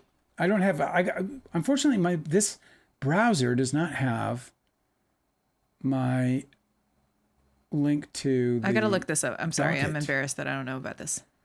I haven't really been following the publicist. I'm surprised it's not posted in our Baldoni files. The publicist v. publicist, fight as much. Yeah. Because a lot of that is like industry stuff, and I don't really know about how these. Anyway, it was denied, and that's good that it was denied. Denied in most part, and only about 3 claims remain. Oh. So I guess we'll find out what. So they narrowed it down to the. I guess I don't know. To whatever they thought they had. Thank you, Hanada, for knowing so much more about this stuff than we do. We'll have to cover it on Monday, I guess. I'm sorry. Oh, Izzy is being so helpful too. Hi, Izzy. What's up, Izzy? telling me that it's a courtroom sketch artist is what it's called. I don't know why I couldn't go. That's right. I'm like, courtroom illustrator? Someone's like, put dummy at the end of that.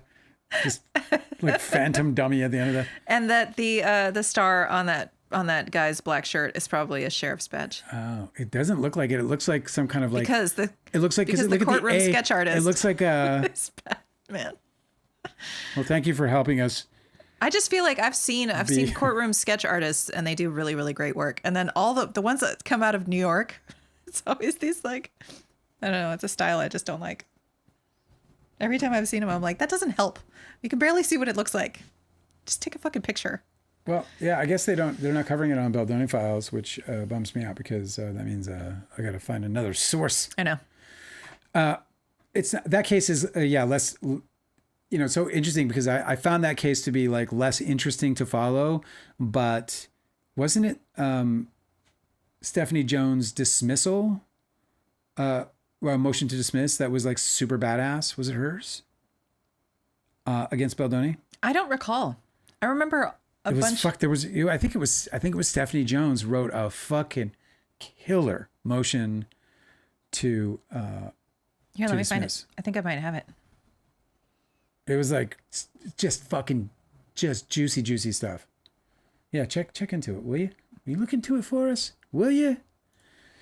So yeah, if I were P. Diddy, I'd write a book, or he's not. He's going to create like he's going to create like a 2-year program that's going to take you from felon to philanthropist billionaire.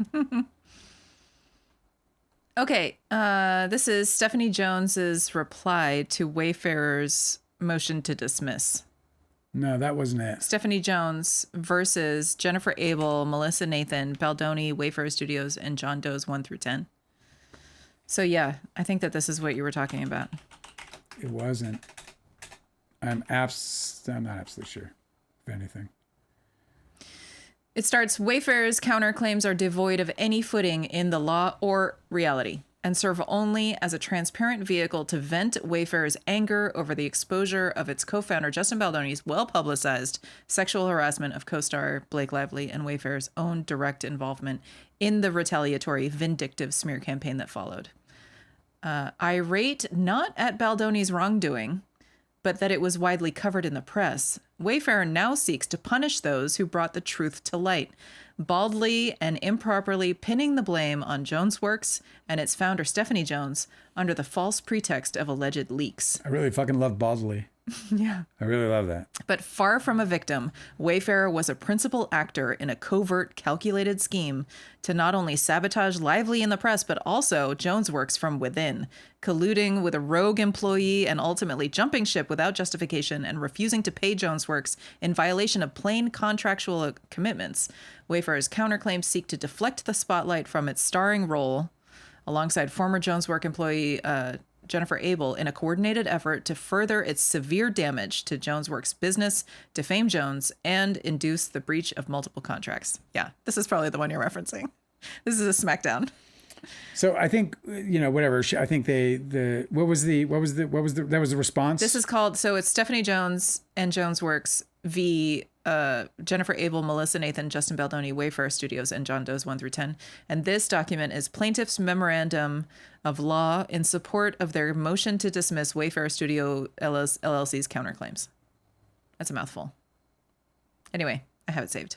Thank you. That's a good one. Yeah, and this is the thing, by the way, when we do our trial coverage, I'm going to get this thing called a hyperdeck. Yeah. I told you about it. You've said it. I'm going to load it all up. Mm-hmm. We're going to be able to play interview. We're going to just have everything. We're going to be the place to be. What's so great too is that we were watching somebody else's live coverage of the Diddy sentencing, and they had so much dead space, and I was so surprised because there's so fucking much to talk about.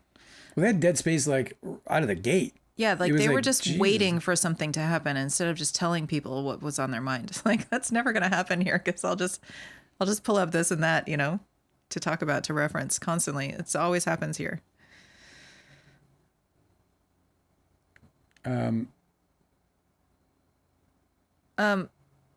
Cosmic Urgency is asking, is The Crucible starring Daniel Day-Lewis and Winona Ryder season?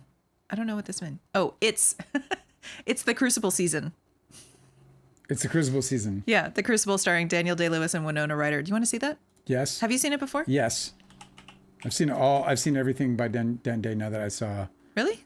Yeah. Now that You haven't seen Phantom Thread. We have to watch that. Oh, that's right. I have missed that one. We have to watch that one. Oh, and you know what? I haven't seen the other one too. The 8.5. Was it called 9? I never saw 9.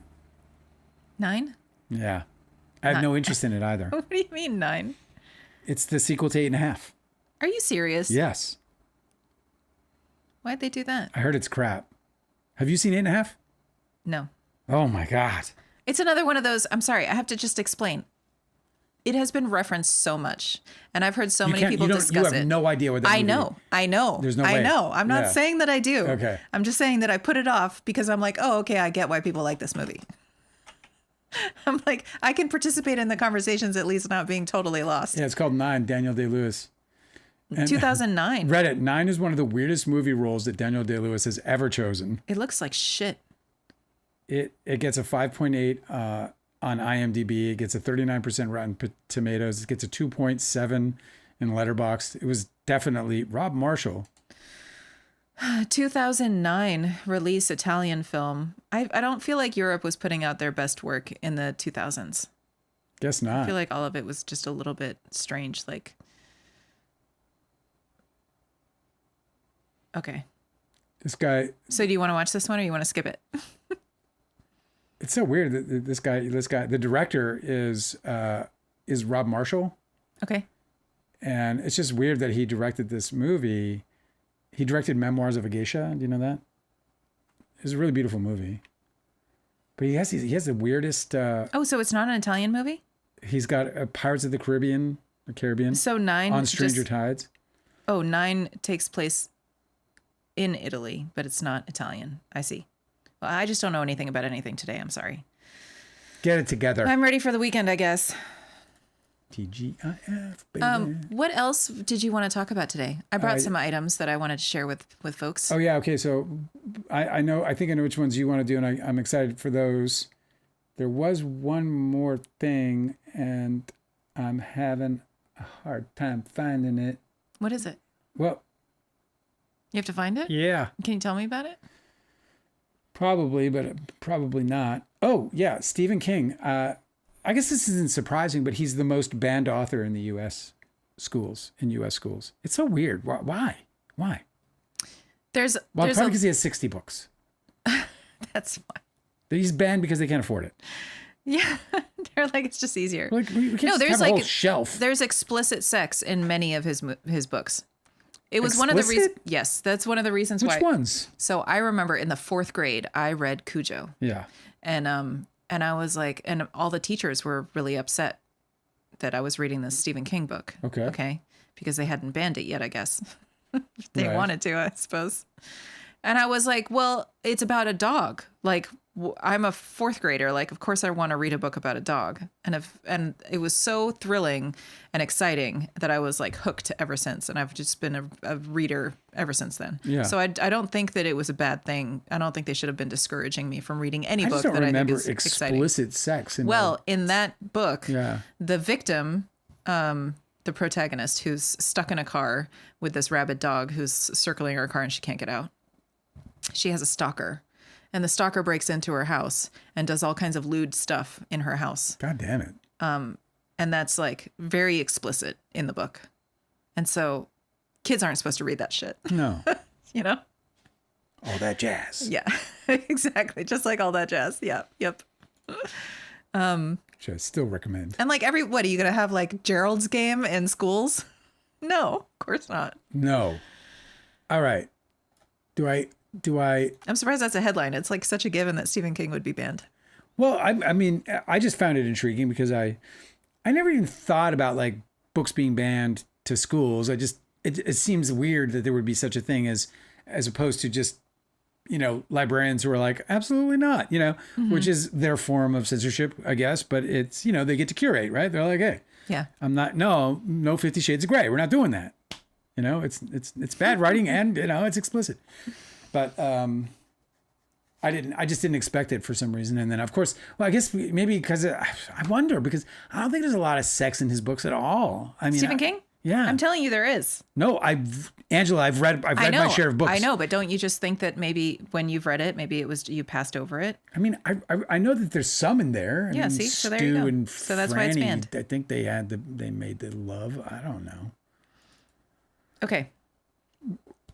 Okay, so where do I start with this one? I just need everybody to know that there is a festival in Maine. It's a pumpkin festival, and they have this event. Okay, pumpkin festivals. They're like, okay, it means like a bunch of farmers everywhere. They like bring their prize pumpkins, the heaviest, biggest pumpkins, and then they win awards and stuff. Like that's fine. Like that's like county fair shit. But this is different. In this Maine festival, I just put the first one up. They have this thing called a regatta, which is like, I've heard this word before, and it usually means like a sailboat race. But that's what they're calling this event. They're calling it a regatta. Look at all the spectators, dude. There's so many people. So these guys are getting ready. Look at that beard on that dude. I He's know, like it's so wonderful. Growing that pumpkin as long as he's been growing that beard. This is a subculture of America that I just feel like needs to be like, this is American culture, right? Absolutely did not expect They say that this. white people don't have culture. Like, look at this guy. I just love that this exists. So don't go to the next one yet. This is so wonderful. Right. So what happens is that these guys will get like, they'll take like oars, like canoe oars, and they'll race. This is a race where I don't know if you can see in the background. There's just like a random pumpkin floating around. That's a buoy. They have to go around. That's like a boat race. They're pumpkin buoys? Yes, they have to go around these buoys. They're being like called at by like a guy on a loudspeaker, and they're racing in these things. And they all tip over. Every single one of them. It's total chaos. And that water is super, super cold. Oh, for sure. A lot of these people will wear costumes. You can go to the next one because it just gets better, you guys. Look at this person outfitted their pumpkin like it was a fucking Viking ship. And they're wearing, I'm a little concerned because this person's definitely going to tip over. An 1,100-pound pumpkin. Yes. Hollowed out and converted into a plundering pumpkin ship. Okay, so I want you to understand that this festival is in less than 2 weeks. So there's people right now who are preparing this kind of gear. They're having emergencies. Like right now, they're like, okay, do I have like my Viking ship, like my, whatever this fucking horse? Okay, do I have has a pumpkin? Like there's like a household where somebody's screaming, "We're not doing this again next year. I'm not doing this again with you next year." And then somebody's like scrambling. But I have the perfect costume. There's a crack in their gourd. There's another thing too, is like when they get when these pumpkins and these like whatever the fuck they're growing, these gourds, when they grow big enough, they start to split. And of course you can't have a split in your boat. No, that's a sinking boat. I didn't know you could have a pumpkin for a boat. I know, it's amazing. Shall we go to the next slide? They don't float very well. Yeah, go to the next one. These guys, look at this. Oh my God. Look at this guy with his fucking gnome. So people wear costumes because it's also October. So they have their whole themed, and he's got a motor on his. He's got a fucking straight out outboard motor. You know what happened was this guy went once and he caught the gnome power, it says. Look at that. Yeah. He went once and he caught the bug and he was like, okay, I'm doing this for real. And now he spent his like whole life savings. His kids aren't getting any inheritance because he puts it all into this fucking pumpkin boat each Genius. year. And that's him. That's him with his little American flag, his little figurines. He looks like he's about to sink though. That's just a look. Like, I can't believe he's fucking on a boat. That's not a boat. It's a pumpkin. It's total chaos when the race begins because they're all racing and every single one of their boats is tipping. It's like round. This is also happening too. So they used to do this. This was obviously in 2016. I don't know if they still do this, but one thing they do with giant pumpkins is they drop them on cars. Drop them on cars for spectators. And guys, look at all the people watching this. I just love that America does this. This is just so bonkers. Is it like Trader Joe's out there? Like everything that you can buy in this is all pumpkin? Oh yeah, probably. I fucking hate this time of year. Trader Joe's. It's a pumpkin festival, so they probably have like pumpkin beer, which is delicious, and then they probably have like all the pumpkin goodies. And they also when are we gonna make a pumpkin pie? Is my question. We can make a pumpkin pie. They got those nice little pumpkins at Trader Joe's right now that are like whatever. They're $5, and man, I will make you a pumpkin pie from scratch. Stupid delicious pie. I love it, and I'll do it. I have a little whipped cream on I have there. a favorite pumpkin pie recipe that maybe I'll share with everybody on the live, so you guys can make it for the holidays too. Anyway, I wanted to Isn't share there this a with video? you guys. I thought there was a video. Well, there was a video, but it was on Facebook and I couldn't grab it. And and it was also a long video. This lady is competing. She's growing a pumpkin and she made a video on Facebook where she's stressed out because it's split. So she like got some caulking and she like tried to seal the hole so it wouldn't rot on the inside so she could still bring it to get weighed. So What's they just called? like, What's it called? It's called the Is it on the first slide? Damariscotta, Maine. It's the Damariscotta Pumpkin Festival. You could also just type in pumpkin regatta, and I think it's the only one. It's just pumpkin. The greatest. When they say that like that white people in America don't have a culture, you just have to bring this up. Oh yeah, what do you call this? Oh, it's so amazing. All right, here we go. Pause. Here's the little video. Let me just.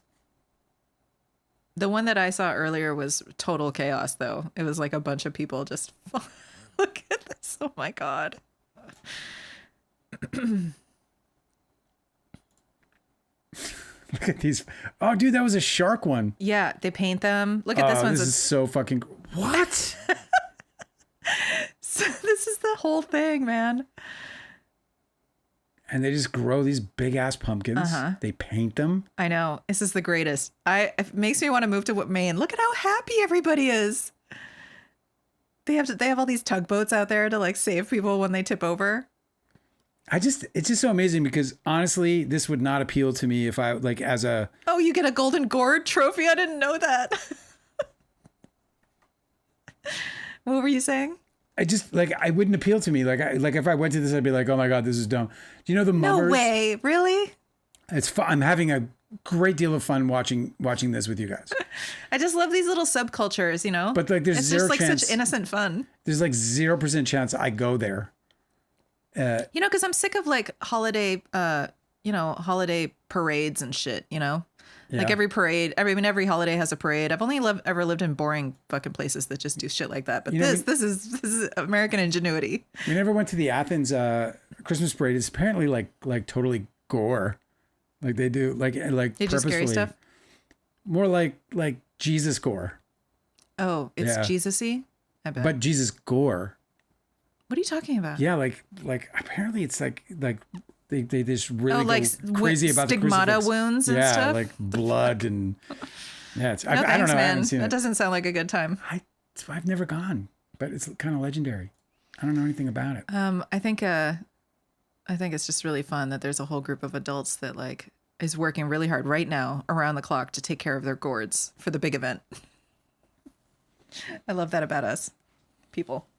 As humans, Americans. It seems so. It seems like more like of a European thing. Yeah. You always see like the polar bear swims and all that shit. Yes, dude. There's another one. Oh my God, did I save this video too? This happened a few months ago where everybody was in the freezing cold and they do this swim in a tiny little creek. In a tiny creek, they dress up like Olympic swimmers and they swim down this creek, but it's like so shallow that everybody's just like a flailing guppy in the shallows. It's just so bizarre. But they have a race. It's a race and you're basically just like swimming in mud. Let me see if it's in here. I don't know if I saved this before. I wanted to show everybody all of these delightful things. Let me see if it's in here. Imagine being as talented as like Daniel Day-Lewis. Like to be able to literally transform. Like I think of all actors, nobody is a better actor than Daniel Day-Lewis. I mean, I think that's objectively the case. It must be amazing. Just know he's like, oh, I got a job. I'm going to kill it. I got a job. I'm going to be the best that anybody's ever seen. By the way, you know what he has said? I don't have that video for you. I got to The one thing his son has done for us, if in fact the movie is not so great. And hey, listen, I hope the kid has a great career. And, you know, I'm all for nepotism. I really am. I'm all for it. Fuck, especially nowadays. Are you kidding me? Yeah, you can't get ahead for Jesus nothing. Christ, man. Give, if nothing else, help the kid. Right. Fuck's sake. But Daniel Day-Lewis said that he regrets retirement from acting. So his son is, you know, torn the scab off. Well, we also regret that Daniel Day-Lewis retired from acting. So exactly. This is such a good thing. I mean, in fact, the review that I read that was rather critical said that that the one thing that can't be taken away and is so great again to see is the great Daniel Day-Lewis once again on the screen. So, they were, and I paraphrased, but I hope he never stops. Yeah, I love him. There's no reason to. You're an actor. Yeah, there's no reason to. I mean, I guess maybe traveling really sucks. Being away from your family really sucks. Yeah, but you're Daniel Day-Lewis. You can choose 4 years from now. You don't have to retire. Point is, you don't have to retire. You can do a film in 3 years. Yeah. Also, 4 years. His kids are grown now, so he doesn't have to worry about that. But I think like when Rick Moranis, they can make their own shoes. They can cobble their own shoes. When Rick Moranis quit to raise his daughter, I thought that was super commendable. Oh God, what are we watching this weekend? We gotta get this sorted out right now. What is it?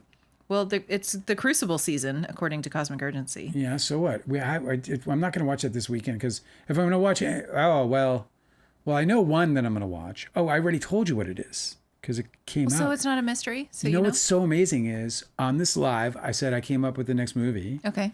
And then I said, but it's a secret. And I said that it was something that I chose that was going to be between it and the Chris Watkins King of New York. Uh-huh. And then the very fucking next day, we watched the Menendez brothers, and they were talking about the movie that we're going to watch this weekend, which is called At Close Range. At Close Range. With Sean Penn and Christopher Walken. Ta-da. That's what we're going to watch. So that's one of the things we're going to watch. Oh, Patterson. We were going to watch Patterson. Yes. And or Manhunter, but Patterson. Patterson's all queued up, so it'll be At Close Range and Patterson. At Close Range and Patterson. Couple of oldies but goodies, I suppose. Well, I guess Patterson's not that Patterson's old. 2016. Yeah, it's not that old. I haven't seen a Jim Jarmusch film since fucking I don't know when. So I'm excited. God, I'm almost scared to look at his IMDb for all the movies I've missed so far. Oh, Guilty Angel got bled by a mosquito. Revenge. That's what I say. Revenge. It's when the mosquito's full of the blood that it has taken from you. They fly the slowest. Oh God! And they're easiest to I've seen them swat. just like big old fat, Yeah. like they look like Disney stupid. Like they're like holy fuck, holy fuck, and you're just like mosquitoes normally, especially these ones, they're so fast. Yeah, they're most fucking until they crazy. feed, and then they're slow and then you can just and like lazy. pinch them out of this. Just like, they're like those caterpillars today. You ever see those caterpillars that they just like hang off of oak trees? Yeah, what the fuck is their deal? They were everywhere. It's Why like are they like just ornaments. hanging from a thread? I don't understand this. this. You said they were like food. What is the evolutionary purpose of? They're just sitting there twisting. Yeah, Hey. just hanging in the wind. No idea what the fuck they're doing. Guys, what are we doing? We're gonna watch Patterson. We're gonna watch At Close Range, and there may be more, but those are definitely two. We also have. I got the Phillies. I got the Eagles. I got to cut 2 full lives because good Jesus, because I didn't do today's because it was end of month stuff. Oh Lord, you guys are so good and kind. Thank you for joining us once again. I hope you'll join us. That's kind of almost Daniel Day. I drink from your milkshake. You guys are wonderful. So yesterday, just like an update to you how wonderful you guys really are. Yesterday, you were a little bummed. I'm just gonna say you were just like not having a great day. Yes. And you even said you were like, oh, normally I just want to do these lives, but tonight I just don't want to. And I'm like, well, you want me to cancel? You're like, absolutely not. And then we sat down and we did the live. And then we finished the live and we sat down on the sofa and you looked at me with this great fucking cute little smile and you said, that made me feel better. Yep. It always does. I like hanging with these people. Anyway, thanks for being the peeps. Healing the soul. Thanks for being real ones and hanging out with us. We're gonna I'll probably have more to say about Taylor Swift. Maybe I'll hate Taylor Swift's record by come Monday. Yeah, you'll be with me on the what the fuck is this drum machine all about? I don't mind drum machines when it's her. She's a pop fucking star, bro. What are you gonna fucking? You're not gonna get a jazz band. I deserve a jazz band. We know this. I think we can all agree. You guys, I hope you have the greatest weekend of your life. And if you don't, I still hope we'll see you Monday. Good night. Good night.